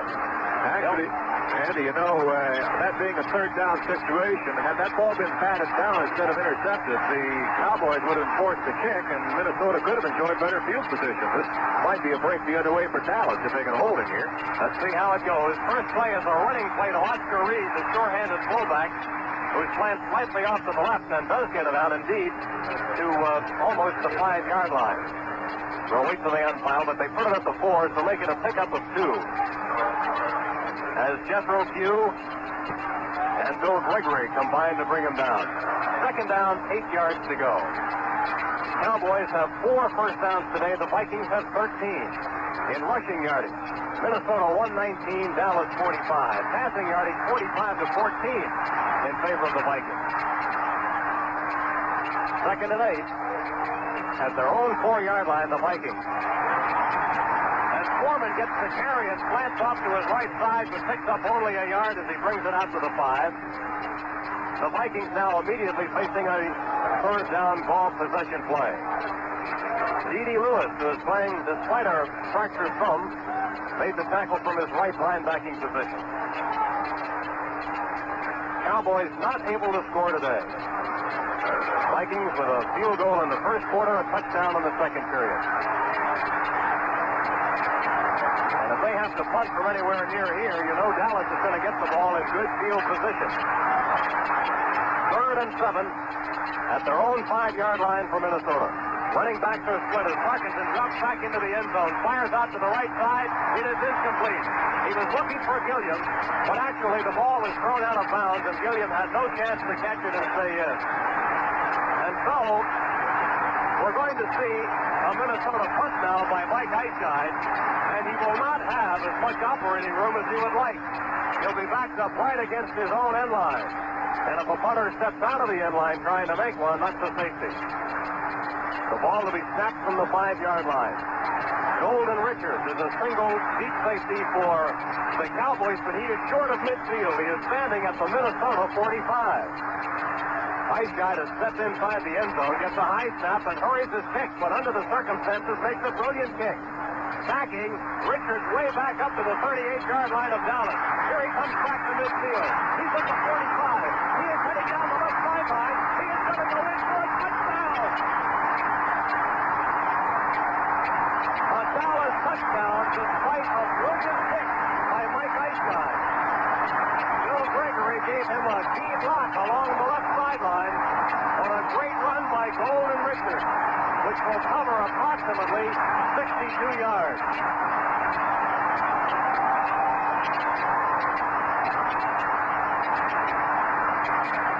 Tremendous effort by Golden Richards, and as you indicated, Andy, a tremendous pressure kick effort by Mike Eichscheid. He kicked that ball from the end zone. Richards was backed up to his 40-yard line where he caught it. That kick carried about 65 yards in the air, and then the great run back by Richards, cleaning off the near sideline as blockers pulled away. Here is Tony Frick to try the extra point with Morton holding. The extra point is good, and so the Cowboys are very much back in the game. A timeout on the field with the score of the Vikings 10, the Cowboys 7. Well, that's one thing that can happen on a punt like that when a punt receiver is forced back to chase a football, and he got off a tremendous punt, as Andy Muser explained. But the pursuit coming downfield spread out quite a bit, and Richards just took that ball down the left sideline and was in for the touchdown. So a big break for the Dallas Cowboys. as that pass intercepted by Minnesota at its own 3-yard line, and the Vikings were unable to get anything going, so that punt coming out of there, a good punt, but unfortunately that really doesn't make much difference because Richards returned it some 60 yards for the first score of this ball game for the Dallas Cowboys. Minnesota scored first, a 44-yard field goal by Fred Cox in the first period, and then Fran Tarkenton hit Foreman on a 5-yard touchdown pass to make it 10-0 Minnesota. That was the score at the end of the first half. But now in the third period, Dallas has rung the bell. It's now a 10-7 ball game.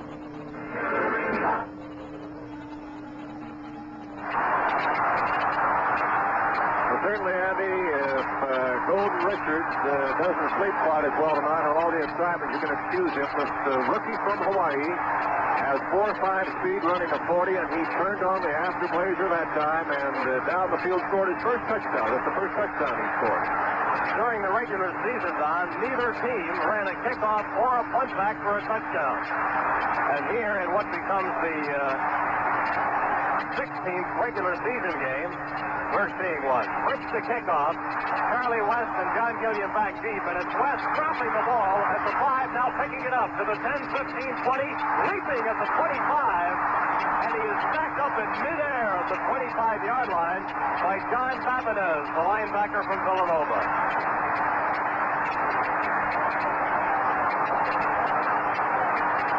Vikings getting possession now at what will be marked closer to the 26-yard line.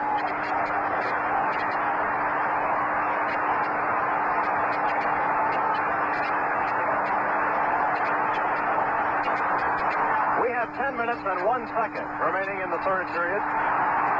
Chuck Foreman and Oscar Reed are the running backs. Tarkenton out over center. And the crowd is really inspired now, trying to cheer on the Cowboy defense.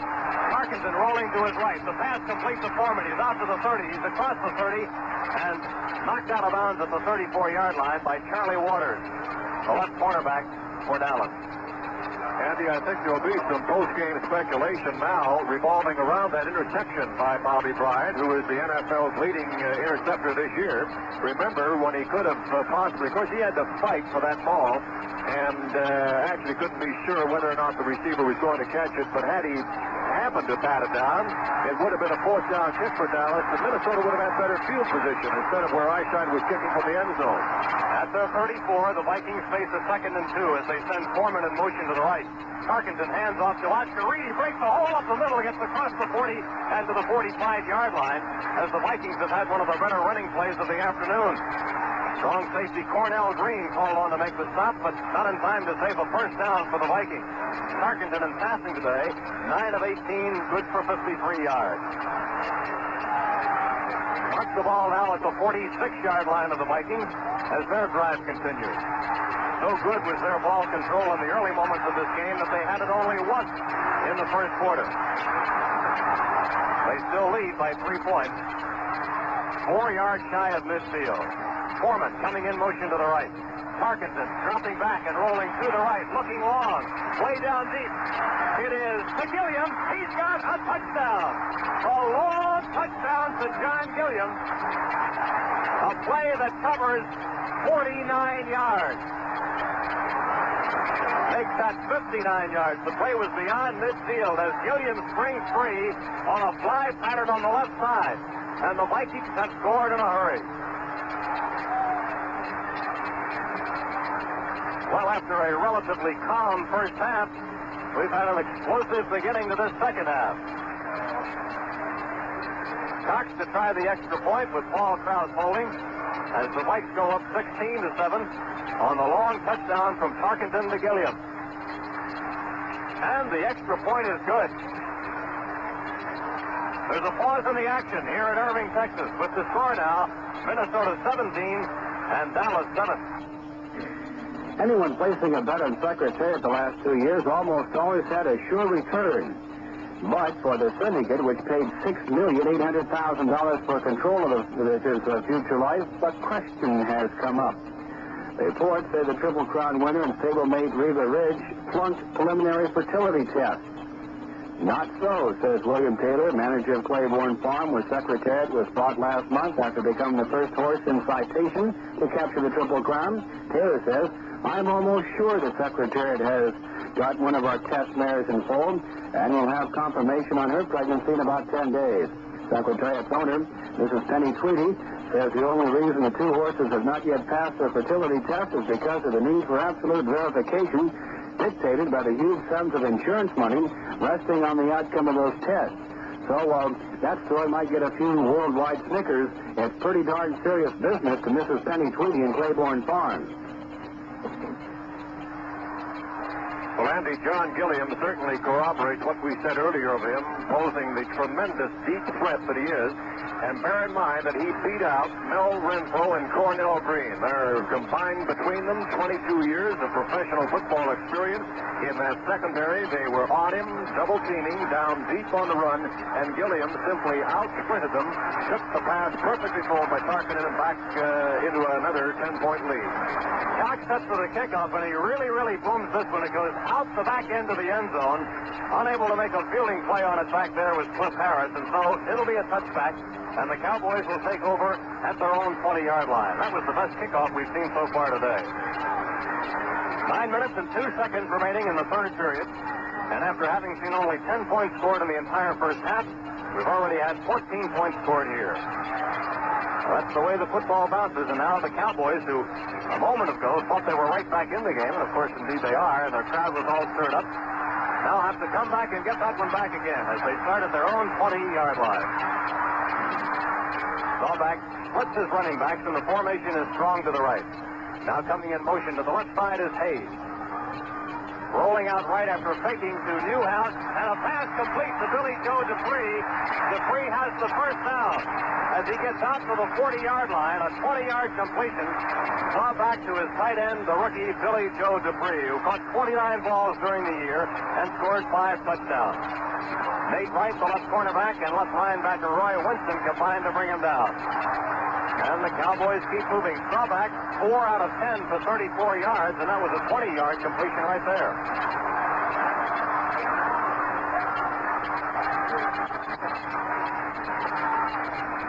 Cowboys come out of the I formation, strong right. Now they switch out of it.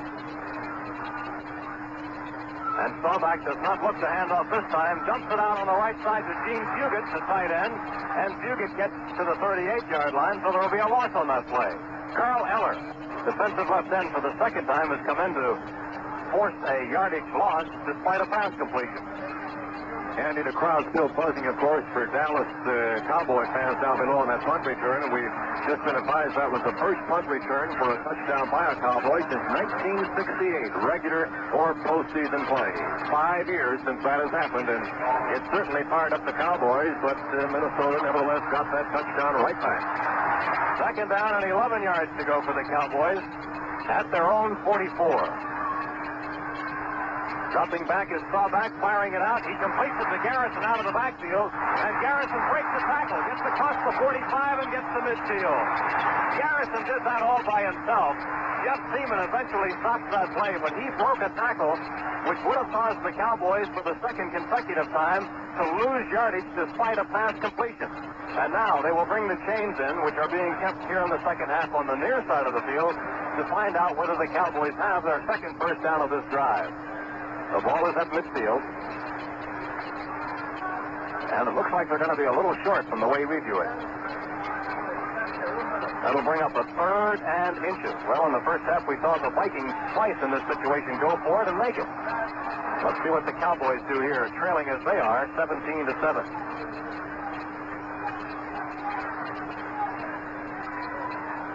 They're going to go for it, all right, and they have the extra tight ends in for blocking. Both Billy Joe Dupree and Gene Fugit are in the lineup for the additional blocking. The ball is placed at the Dallas 49-yard line. Running backs are split. It's a tight formation. Newhouse over left tackle. He's got the yardage for the first down. He breaks the tackle, gets down to the 35, and is now stopped at the 32-yard line of the Vikings. What a run that was as he was seeking only the yard for the first down, and he winds up making about 19. Bobby Bryant and Nate Wright finally stopped that play at the 32-yard line of Minnesota, a 19-yard carry. You know, Andy, if you ask Robert Newhouse, he'll tell you my second effort is the big thing for me. Well, I wonder what he says about that one, about his fourth and fifth and sixth efforts, huh? And so the Vikings, who lead this game 17-7, are finding a few crinks in their defense. This is the best Cowboy drive of the day. It's down to the Viking 32 as again Hayes comes in motion to the left. Planting through the hole is Newhouse, and he's not getting much this time. Jim Marshall, defensive captain and right end of the Vikings, brings him down at the 31, called a pickup of 1. Second down and 9 yards to go. Newhouse today, 10 carries, good for 42 yards. He's filling in, of course, for Calvin Hill, a mighty tough project. Hill, for the second consecutive year, went over 1,000 yards. Just did beat out John Tarkenton for the NFC Rushing Championship. 5:41 left here in the third period. And the Cowboys need to score here. Hayes swings in motion to the right side. From the I formation. A flip coming around Fugit. A flag is down. Fugit is down to the 29-yard line where he is swarmed under. The tackler is led by Alan Page, the right tackle. But on the far side of the field, a flag was thrown. In the first half today, we saw only 3 penalties. A 15-yard holding penalty against each team and a 5-yard delay of the game penalty against the Vikings. And this was going to be a motion penalty called against the Cowboys. Now they're discussing with the Vikings whether it will be accepted or not. Motion in the backfield has been declined. So the play stands and it becomes third down. There was a slight gain on the play, but the Vikings decided to take it and move it to third down, forcing the Cowboys into a ball control spot here on 3rd and 7. That's the Vikings' 29-yard line. Staubach is getting his plays called for him from the bench by Tom Landry. Montgomery is in the backfield now. Number 23, Mike Montgomery.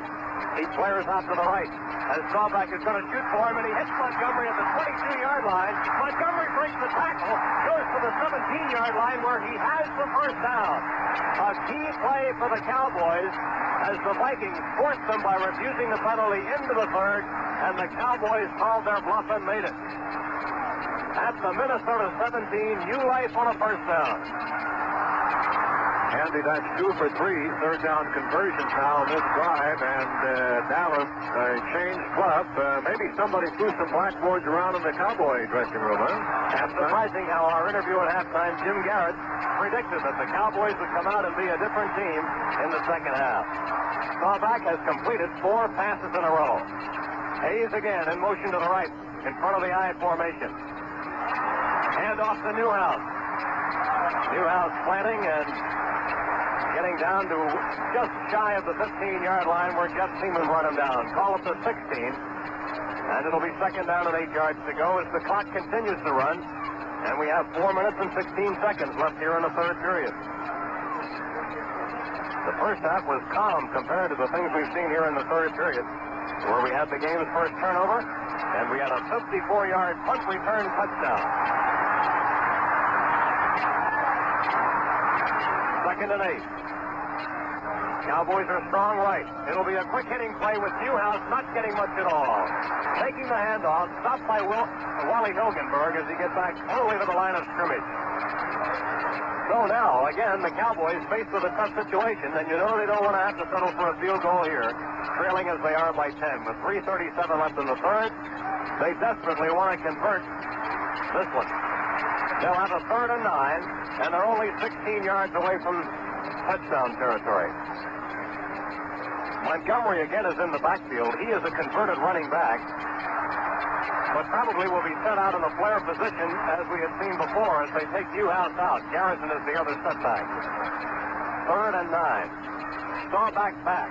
Sends everybody out. Now decides to run. Gets to the 15, stumbles, and goes to the 9-yard line, and he will be 2 yards short of the first down. Staubach could not pull it off this time. And I'm almost certain that the Cowboys will go for the field goal here. And yes, Tony Fritsch is running onto the field. It will be Fritsch's first try of the day. And with the snap to be made from the 10-yard line, this will be an attempt of about 17 yards. Craig Morton will set it up. There will be just a slight angle to the right side. But with the hash marks as close together as they are now, that really isn't too much of a factor. And it will come from 17 yards out. Fritsch is a sidewinder who made 8 of 28 during the year. Here's the attempt, and the 17-yard field goal is good. So the long Dallas drive produces 3 points. And the score now reads, the Minnesota Vikings 17 and the Dallas Cowboys 10 with 2 minutes and 21 seconds left here in the third period. Well, Andy, that obviously is Dallas's certainly their best effort offensively. They show that they can move the ball against that Minnesota defense. They started that drive, perhaps you remember, from the 20-yard line in their own territory and moved it before it bogged down to the Minnesota 10, a distance of 70 yards before settling for the 3 points.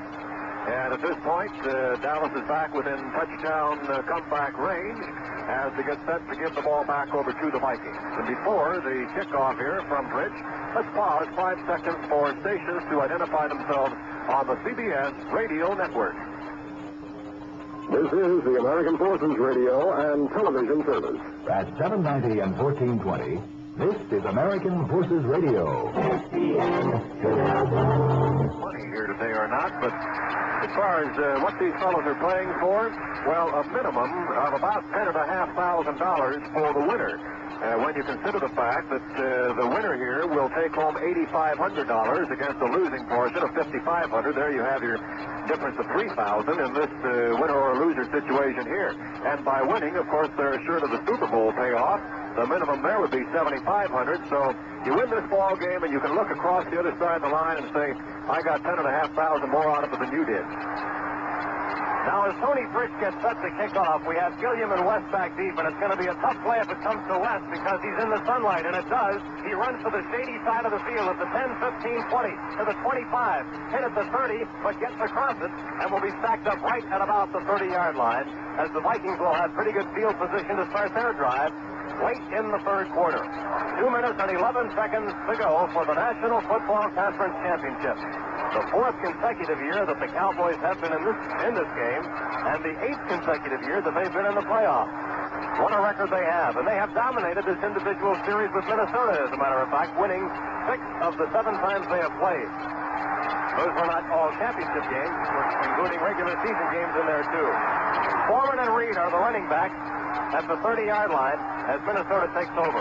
Sending Foreman in motion to the right side, where the wide receiver is Carroll Dale, and the pass comes out to Foreman complete, gets across the 40, and is dumped at the 42-yard line, and it will be a first down for the Vikings. Leroy Jordan and Cliff Harris getting together to make the stop, right at the 42-yard line, and the Vikings strike quickly. Their long play was a 54-yard touchdown pass, Tarkenton to Gilliam, earlier in this period. The long play of the day for the Cowboys was a 63-yard punt return touchdown by Gold and Richards. From their own 42, first down. Again, Foreman in motion, swinging to the right. The handoff to Reed. He leaps as he reaches the line of scrimmage and gets out to the 45-yard line. Dave Edwards, Cowboy linebacker, the 11-year veteran from Auburn, there to make the stop after a gain of 3 yards. Second down, 7 yards to go. The Super Bowl comes up 2 weeks from today, and we'll have it for you here on the CBS Radio Network. It will be played not that far from here in Houston, Texas at Rice Stadium. And the kickoff will be at 3:30 Eastern Time for the Super Bowl. It'll be the winner of this game against the later game today, Oakland at Miami. The running back split as Tarkenton comes over Tinglehoff on a 3rd and 7. To Foreman, dancing outside on the right. He is stripped of the ball as he reaches midfield. It's loose, and the Cowboys have recovered the ball. Charlie Waters knocked the ball away, and Cliff Harris takes the recovery. Dallas gets the ball. The first fumble of the day. Second turnover of the day. Bryant had made an interception of a stallback pass earlier. Andy, Tom Landry said in the press conference yesterday that mistakes will determine the outcome of this game. There's enough talent on either side. It's a standoff. And then it's the fellow who makes the miscue of the moment. Maybe the intercepted pass, and in this case, the fumble. Dallas gained great field position. They are now 38 yards away from a tie ball game. They're taking over at the 37-yard line of the Vikings. And the running backs are split. A fake to Newhouse into the line. Rolling left is Staubach. The pass is it intercepted? It was tipped into the air, and the Vikings have picked it off. Middle linebacker Jeff Seaman took it off the fingertips of Billy Joe Dupree. Bobby Bryant on a good hit that time, and Seaman was able to pick off the pass. I knew he could get the ball. The only question was whether he could stay in bounds, and we have now seen, after a first half which produced no turnovers, back-to-back giveaways.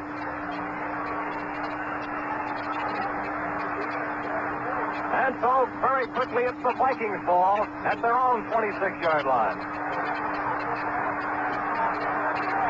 How about the turnarounds in this game? None in the first half, and the ball's bouncing around like a basketball here in this one. Only 34 seconds left in the third period. At the 22-yard line. Tarkenton is scrambling around, and he is trapped behind the line of scrimmage by D.D. Lewis. That's the second sack today for the Dallas defense. One in the first half, one here in the second. This one goes back to the 17-yard line. And they have lost 18 yards on the two traps. That, of course, is one of the Cowboys' rushing tactics that paid off during the year. A total of 40 times they got to the opposing quarterback. And, of course, that puts Minnesota now in a hole with second down and 15 to go back at their own 16-yard line. And Dallas itching to get their hands back on that ball again. Clock running now, and we may see one more play this period with 13 seconds showing and running, and then again we may have seen the last play. At any rate, it's a 7-point lead by the Vikings, and I think they want to go from the other end of the field because they are allowing the clock to expire, and we have seen the end of the third period. That's the end of the quarter with the score, Minnesota Vikings 17, Dallas Cowboys 10. Well, the Dallas Cowboys saw a pretty good chance of scoring there, but Staubach had that pass picked off. And this is one of the things that Minnesota coach Bud Grant feels that Dallas has maybe a slight advantage, and that's in the recent playoff experience. Dallas is a fine football team. They have been in the playoffs now for a number of years. This getting in is not that important for them. It was really at one stage in the schedule when Atlanta got hot, but in the playoffs, so they're thinking down the road. I mean, they're looking at, not being there, but winning. And I think it's an important attitude to have. There was a time when they said when they were in the playoffs, they didn't, just win the final game. And they finally did that. And they won the Super Bowl. We haven't done that, but we've been in the playoffs now 5 of the last 6 years. That was Minnesota coach Bud Grant. Now let's get back to the final 15 minutes of the NFC Championship game. With Don Klein, Andy Muser at Texas Stadium in Irving. We've reached the final 15 minutes, but we want to remind you now with the possibility of a tie, and we have that with a 17-10 lead favoring the Vikings going into this period, that there must be a winner in this game. And if it isn't decided in regulation time, it will be in post-game time. There will be a sudden death playoff after a 3-minute break. It will continue actually in 15-minute periods. There would not, however, be a halftime should we go longer than 2 periods, which has never happened in professional football. But there will be a winner here today because this game must produce the representative for the Super Bowl 2 weeks from today. Vikings are back with the ball now at their own 17-yard line, and they have a 2nd and 15. We've seen some crazy plays here in the second half. Back-to-back interceptions after a fumble. Seaman got an interception for the Vikings and got the ball right back again after Foreman had been stripped of it. Doug Foreman and Oscar Reed continue at running back for the Vikings. Both quarterbacks have gone the distance. Fran Tarkenton brings his team out now. Running backs are split, and Fran wants the pass. Looking right, looking left, now scrambling. And he has been sacked for the third time today.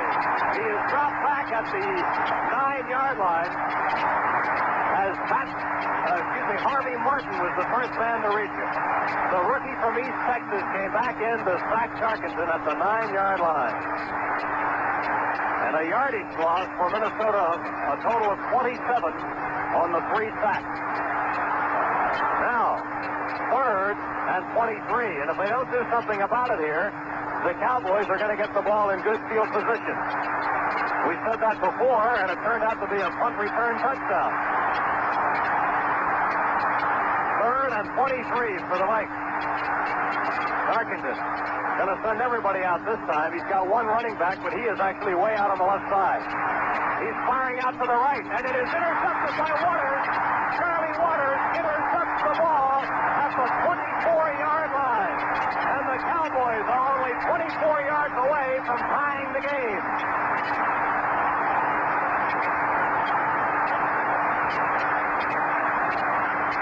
So Charlie Waters has come up with a big play now for the Dallas Cowboys to give them tremendous field position here as Minnesota, the victim of its own mistake, fumbling on their previous drive. They got it back, of course, on Seaman's interception, but perhaps they'll not be as fortunate this time.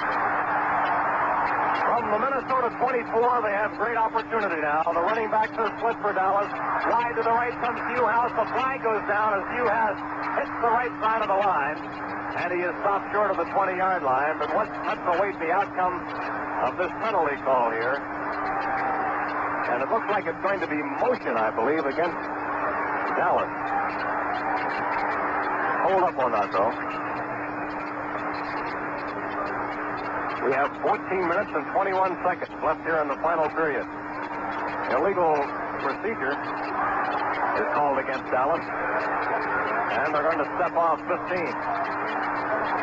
Cowboys, Andy, have always been a band of opportunists, and certainly to have been given the ball by Minnesota now twice. First at the 37-yard line, and now at the 23-yard line. If they don't capitalize and get some points on these two big breaks, well, this will be the first time in a long time that Dallas has given up such golden opportunities. A 5-yard penalty was assessed against Dallas, so the ball is at the Vikings' 29-yard line. And it remains first down, but first and 15. Way back is Staubach, and he is dumped almost to midfield. A big defensive play by the Vikings, and it was Wally Hilgenberg, the right linebacker, who came back to make that play. They parked the ball at the 45-yard line, stopping the roll of Staubach, but that was one of the big defensive plays of the day. Here were the Cowboys in possession of the ball at Minnesota's 24, and on 2 successive plays, they've been knocked back to the 45-yard line. And that, my friends, is defense. 2 traps for the Vikings, good for a yardage loss to Dallas of 25. Second and 31 for the Cowboys at the Minnesota 45. At the moment, it isn't even good field goal position. Dallas down by 7 points. Staubach back. Better protection this time. Planning it out to Mike Montgomery. He comes out across midfield and is now down to the 41-yard line. Montgomery returning it to what now will be marked at the 42-yard line of the Vikings. Jeff Wright, the strong safety. The homegrown product from Minnesota, making the stop. Well, we still have a critical situation here for the Cowboys. It's 3rd and 28. And were they to gain nothing, there would be a 49-yard field goal attempt coming up here, which would still leave them trailing the game. Dallas out of the I formation. Clock running with 13:16 to go. Staubach makes the running play. Steps up. The ball is knocked away from him. I believe it flew out of his arms in a forward fashion.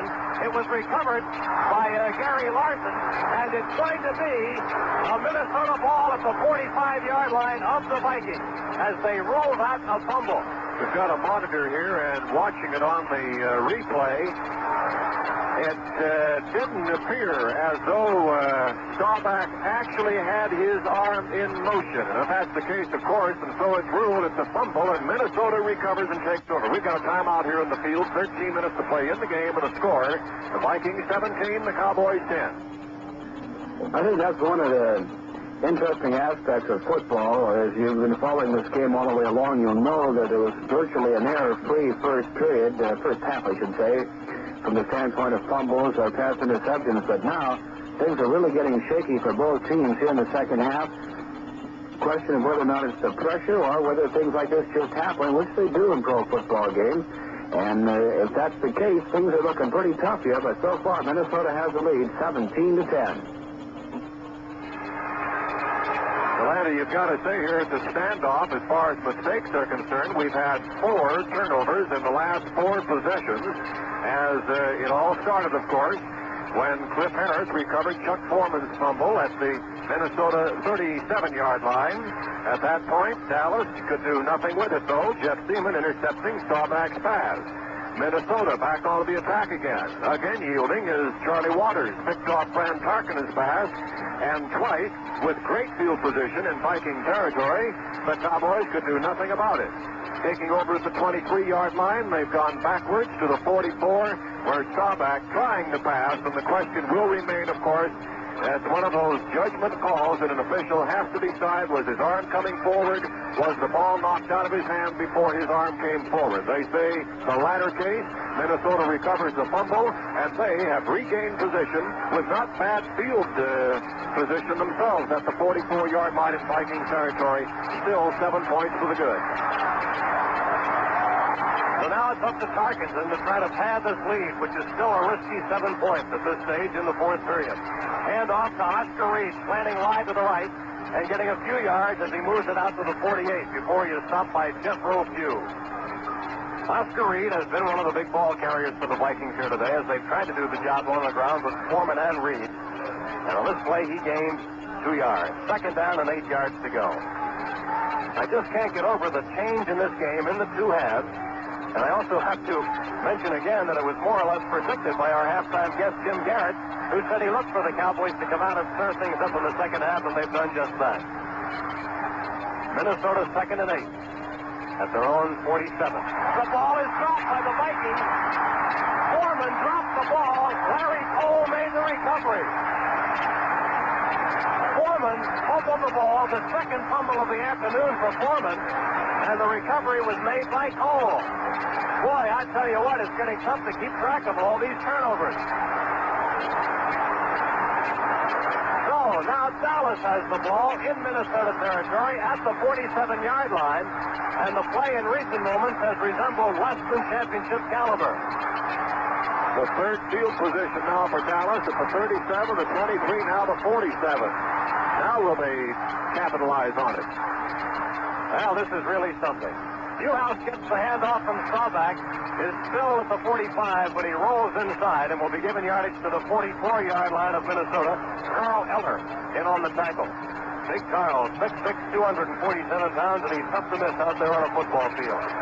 Andy, as I mentioned earlier, the surprising element about these turnovers, the fact that the Rams were best in the division with a plus 18 in their favor. Dallas was second with a plus 13. In other words, takeaways against giving the ball up, and Minnesota was fourth in the conference. These teams normally don't have this kind of trouble.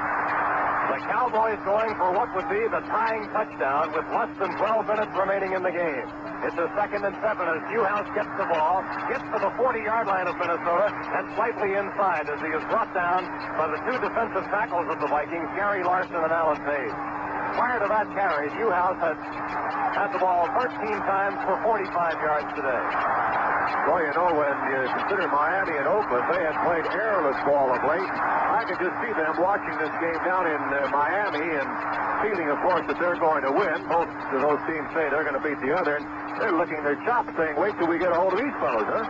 Probably you're right, and yet you can't predict the ball bouncing around the way it has here in the second half today. 3rd and 2. Bob Hayes swings in motion to the left side. Staubach looking his way, fires to Hayes. It is picked off by Bobby Bryant. A clear pass down the right sideline. Bobby Bryant will put some icing on the cake for the Minnesota Vikings. A pickoff for Bryant, and a touchdown return down the right sideline of an interception thrown by Roger Staubach. 1, 2, 3, 4, 5, 6, 7 turnovers here in the second half in this game. In each case, Andy, possession meant the turnover 6 times in a row now. For both sides, Bobby Bryant, Staubach throwing to the left side intended for Bobby Hayes, and he just didn't have enough on that ball. It was floating by the time it was picked off by Bryant. Remember, when you're throwing in his area, he has had more interceptions this year than any player in the entire National Football League in both conferences. He led the NFL with 7. Fred Cox looking for the Vikings' 24th point, and he gets it. And so with 10 minutes and 51 seconds remaining in this game, the Vikings have now opened up a 2-touchdown lead. And it's been an incredible second half. The way the ball has been flying around, and I might say bouncing around, Texas Stadium here in Irving. Oh, this has really been something. Well, you know, the Vikings now taking a 2-touchdown lead here, Andy, 24 points. That in itself is significant to have a 14-point lead. But I think of more significance is the manner in which they've done it. After that intercepted pass, good for 63 yards by Bobby Bryant, the Cowboys have to wonder because the Vikings have done everything possible to help them get themselves back into this ball game, yielding possession on 3 occasions in their own territory, the 37, the 23, and the 47. And what has Dallas netted out of those 3 turnovers? Now a -7 points. Because the moment they got the ball back on the 3rd turnover, the intercepted pass from Staubach picked off by Bobby Bryant, who races down without a hand laid on him, 63 yards. His 2nd interception of this ball game, plus the 7 during the regular season. And believe me, Minnesota has a commanding upper hand in this ball game. Anything can happen yet in the closing 11 minutes, but after Dallas was unable to capitalize on 3 big gifts, you have to feel that Minnesota has the momentum going their way now, ahead by the 14 points at 24-10.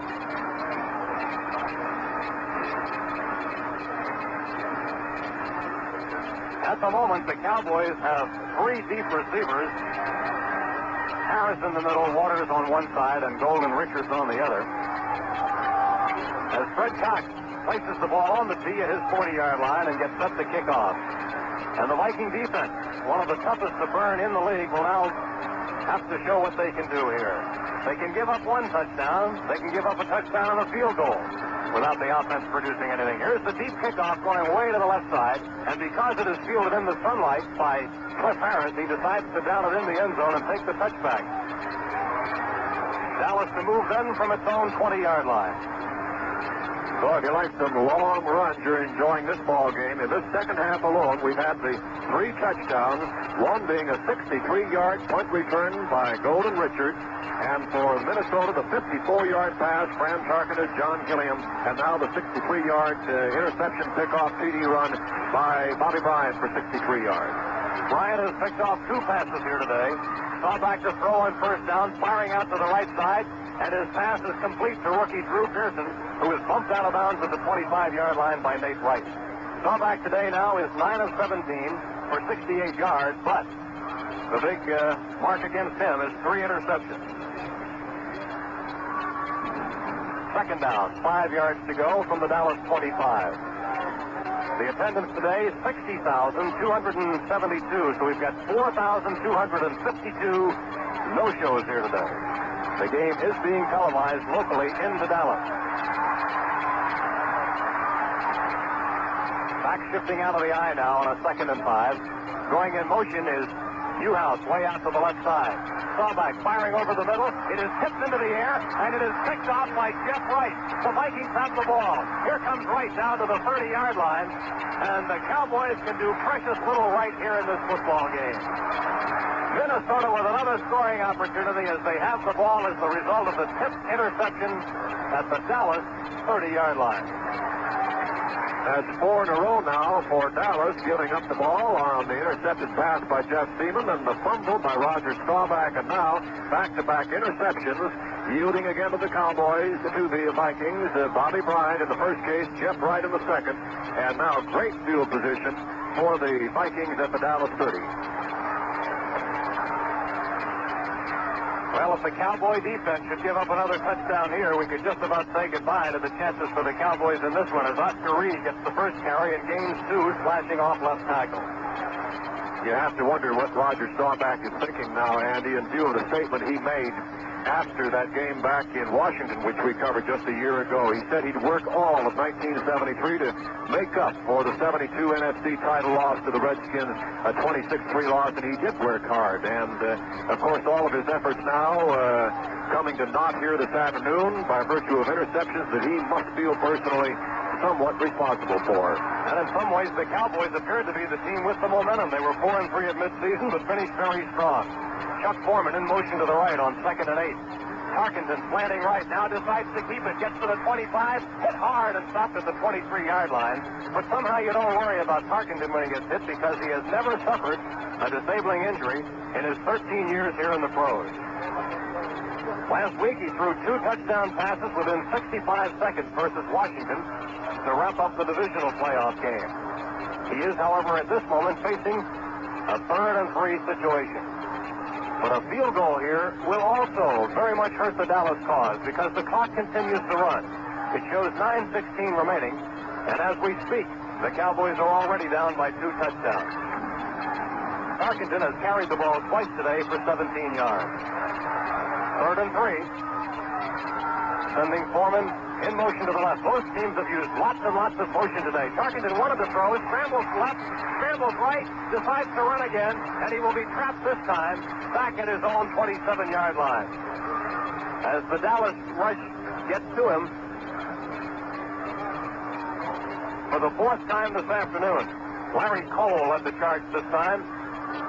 And now on a 4th and 6, Fred Cox will come in for his 2nd try of the day. In the first period, Cox capped the drive with a 44-yard field goal.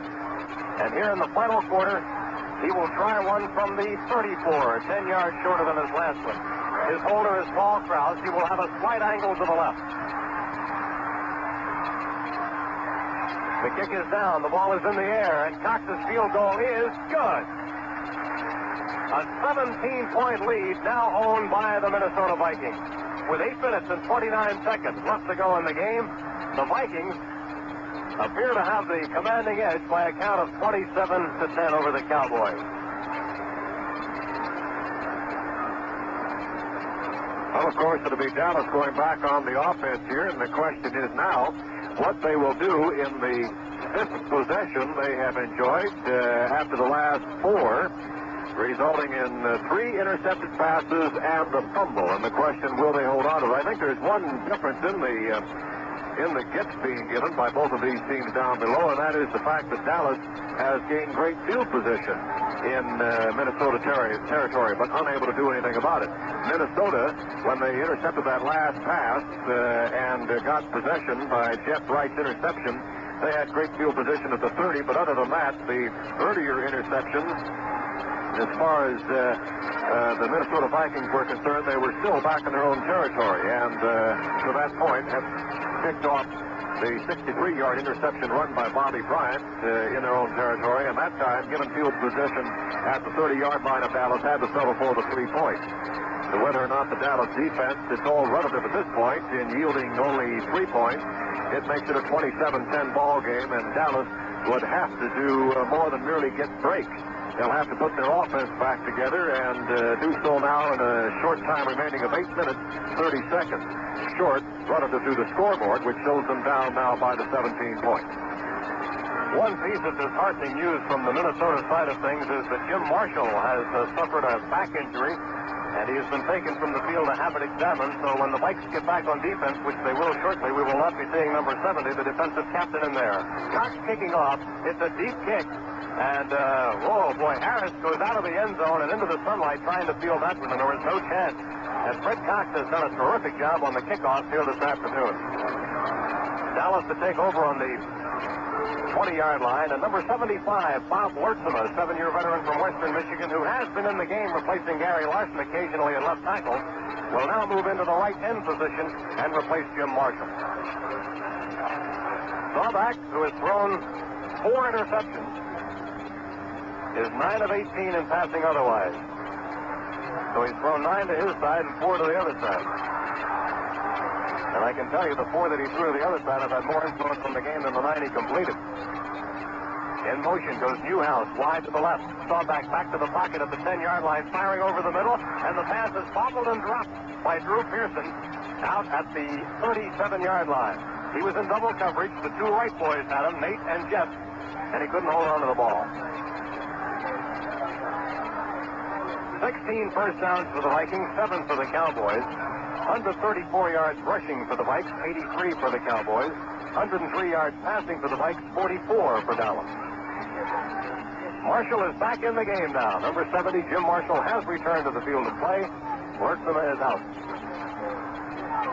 2nd and 10. Cowboys at their own 20 and needing plenty. You've got to continue to expect that Staubach will go for the strike. Takes the line play, steps up, looking, being chased, rolls out to the left side, and will take this one out of bounds as he is run out of bounds by Alan Page. He goes out at the 28-yard line. A gain for Staubach on that play, but this is a tough situation for a trailing team because everybody in the ballpark knows what he's going to do, including the defense. Got to put the ball in the air. Can occasionally get away with the draw and the sneaks up the middle, but basically he's got to complete some passes here because he needs 3 scores. Vikings are now playing without one of their great pass rushers. Andy, Jim Marshall's out of action with a back injury he sustained, and he's been taken to the dressing room for examination. There's no word on the seriousness of the injury, but obviously it's relatively so. He is out of action, Jim Marshall, and Bob Wertzema is in there for him. And we believe that Marshall has now returned. He has, in fact, returned to the field of play. Here's a long Staubach attempt going way down the left sideline, and it is over the head of the intended receiver, who was Drew Pearson. Bobby Bryant covering on the play. Long sideline left for Pearson, incomplete. And now the Cowboys are going to have to punt. Number 51, Dave Manders, comes in to handle the centering for the punt. The 9-year veteran from Michigan State who was their regular until a year ago. He retired at the beginning of this year, and Dallas brought him back simply to handle the punting chores. The snaps-on punts, really. Bobby Bryant, the single deep safety for the Vikings. Jeff Wright is up short. And here is the punt from Bateman. Oh, he hung it high in the air. And Bryant calls for the fair catch, bobbles the ball. It's still topping around 3 at the 34-yard line, and Dallas has recovered the ball. So even the Vikings, who appear to have this game won, are not mistake-free. The punt return on a fair catch, fumbled by Bryant, and the recovery made by Bill Gregory, the man who is standing in today for Mount Lily. And so at the 34-yard line of Minnesota, Dallas has the ball.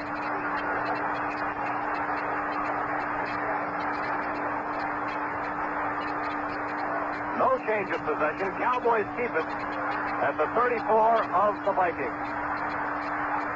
Gained about 35 yards on the play. That's a good play. Trying to put that one in. 7:54 left in the game as Newhouse goes frantically in motion to the left. Staubach stepping back and going over the middle. And this time a great catch made by Drew Pearson at the 15-yard line as he leaped between double coverage, hung on to the ball, and sustained a tremendous smack right at the 15, a first down for Dallas. They're on the move. And you know how those last 2 minutes of a game like this can drag on down.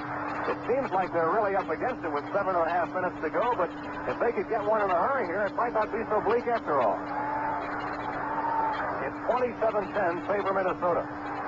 That's the 4th turnover for Minnesota in their own territory, getting that ball to Dallas. Cowboys come out in the eye and now split from it. Garrison to the left, Newhouse to the right. Stepping back is Staubach. He's looking over the middle, and it is knocked away from Garrison, and a flag goes down, and we're going to have pass interference. Pass interference against the left cornerback, Nate Wright, on the intended pass at the 2-yard line to Garrison, and it'll be first and goal on the penalty against Minnesota from the 2. No question about it. Nate Wright had his arms all over him and actually was pulling him when that ball hit his hand.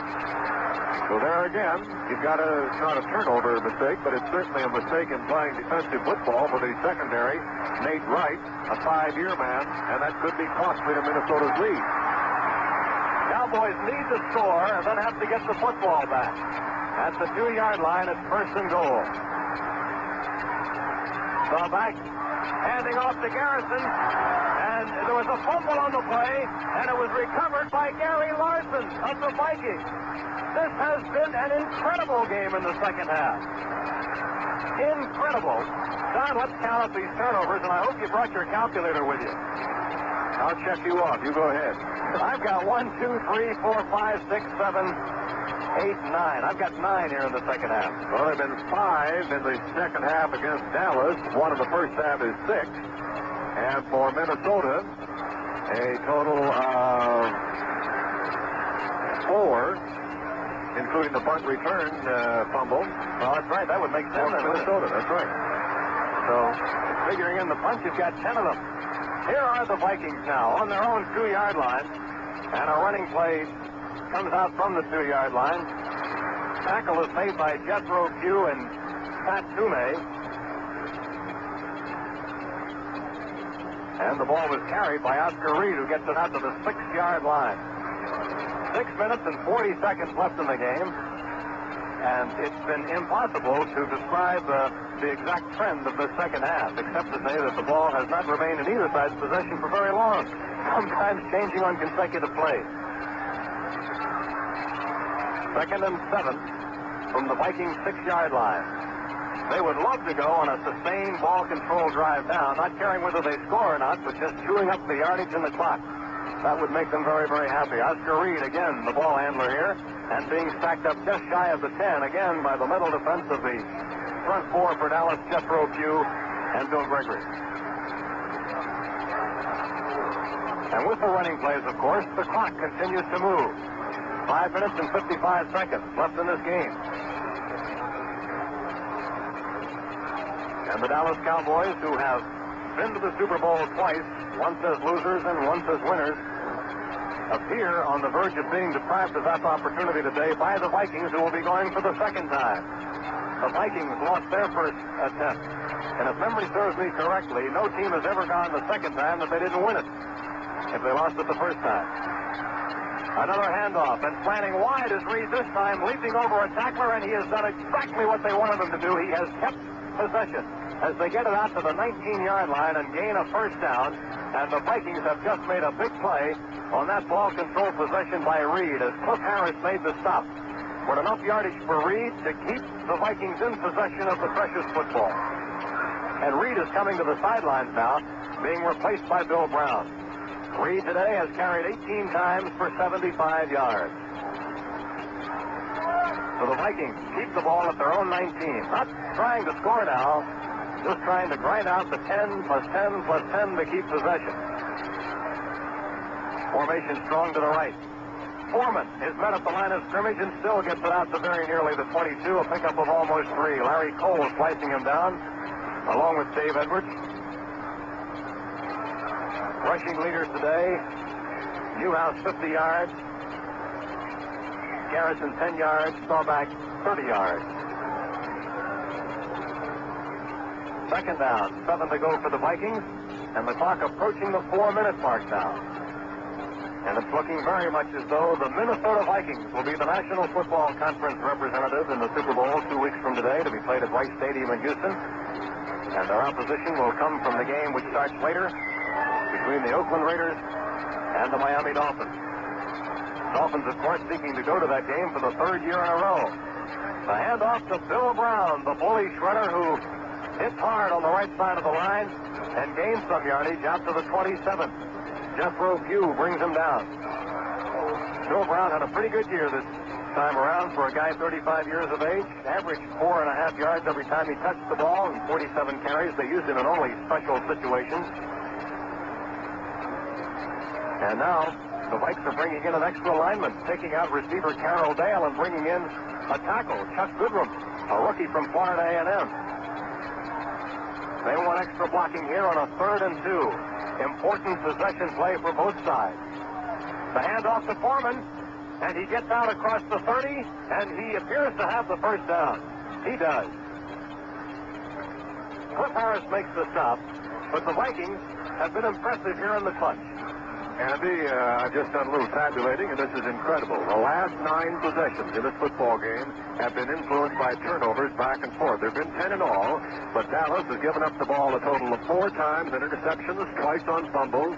Minnesota 3 times on fumbles. That includes Bobby Bryant's punt reception, and 1 intercepted pass. Of those 10, 9 of them in the second half in successive order. And the winning team has not been free of those kind of plays either. Handoff here to Foreman, slanting wide to the left side, and he gets out to the 35-yard line, stopped by Cliff Harris and Cornell Green. You know, it's interesting, Don. Football coaches always talk about we've got to avoid the mistakes. But here today, both teams have made so many of them that the winning coach will not be able to say that avoiding mistakes was what did it for his side. And, of course, the losing coach will decry the mistakes, of course. We are now reaching the 2-minute mark. The stadium clock actually shows 2:06, and I think maybe we have a timeout taken here by the Cowboys. So check that as far as it being the 2-minute warning is concerned. We still have 6 seconds prior to the 2-minute warning.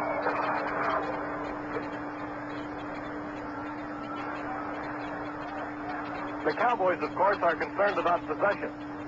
They need the football. They trail here 27-10, and there really isn't much hope for them at this stage, I wouldn't think. Had they scored on that last drive, when they fumbled down near the goal line, they might have had a chance.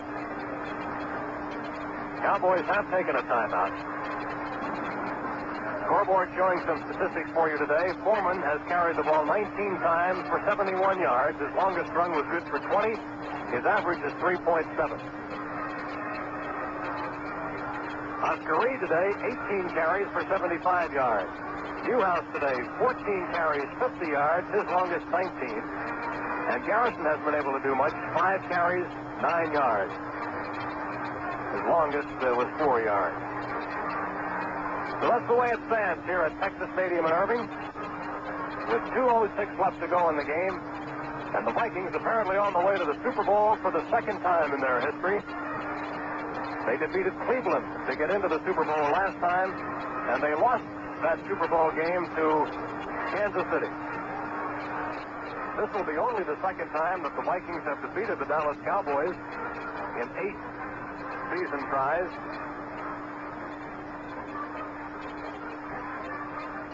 And a reminder to our friends along the line at the CBS Radio Network that you'll be hearing the Super Bowl on these same stations 2 weeks from this afternoon. From the 35. Handoff to Foreman, runs into one of his blockers, slants out to the right side, and goes out of bounds as he gets across the 41-yard line. Looked to me as though he ran into Ed White, the left guard, as he tried to get out that way. Cliff Harris shoves him out of bounds. Marks the ball at the 40-yard line after a pickup of 5. And here's an interesting situation facing the Vikings. It's 3rd and 1. They could conceivably go for a strike here. Chuck Goodrum and Doug Kingsrider both come in to be the blocking tight ends on this play. And this will be the last play before the 2-minute warning. The clock stops showing 2:01. One thing about a game like this, Bud Grant, despite the victory, will not be without his coaching point for the next couple of weeks, because the turnovers have been considerable. They're all bunched up down there. Slanting off the left side is Bill Brown. He appears from here to have the yardage for the first. Cliff Harris and Benny Barnes getting together to make the stop. But that's the 3rd time in this drive that the Vikings have been able to keep possession of the football that they need, and that the Cowboys so desperately want. At this moment, the clock has reached 1:58 to go, and we are getting what is known as the 1:58 warning. Both benches being warned that less than 2 minutes remain in the game. You know, Andy, Minnesota's Vikings are going to have happy memories of what amounts to the first appearance they've ever made here at Texas Stadium. The previous time, the first time they played in Dallas, that was back in 1968, when the Cowboys, of course, in those years were playing at the Cotton Bowl. This is the first time ever at Texas Stadium, and they look around here and they say, hey, this is a great place, huh? You've got to think that the famous Dallas computer, when it receives the information on this one, is going to reject it all. There's Calvin Hill down there on the sidelines with that cast on his elbow. And, of course, it had been hoped he would be ready for the Super Bowl, but I think that's something that will have to wait. Calvin now. New running backs for the Vikings, Dave Osborne and Ed Marinaro, and the handoff goes to Osborne, hitting the left side of the line and gaining a couple of yards out to the 46. Hugh and Gregory combining for the stop. And on the running play, of course, the clock runs.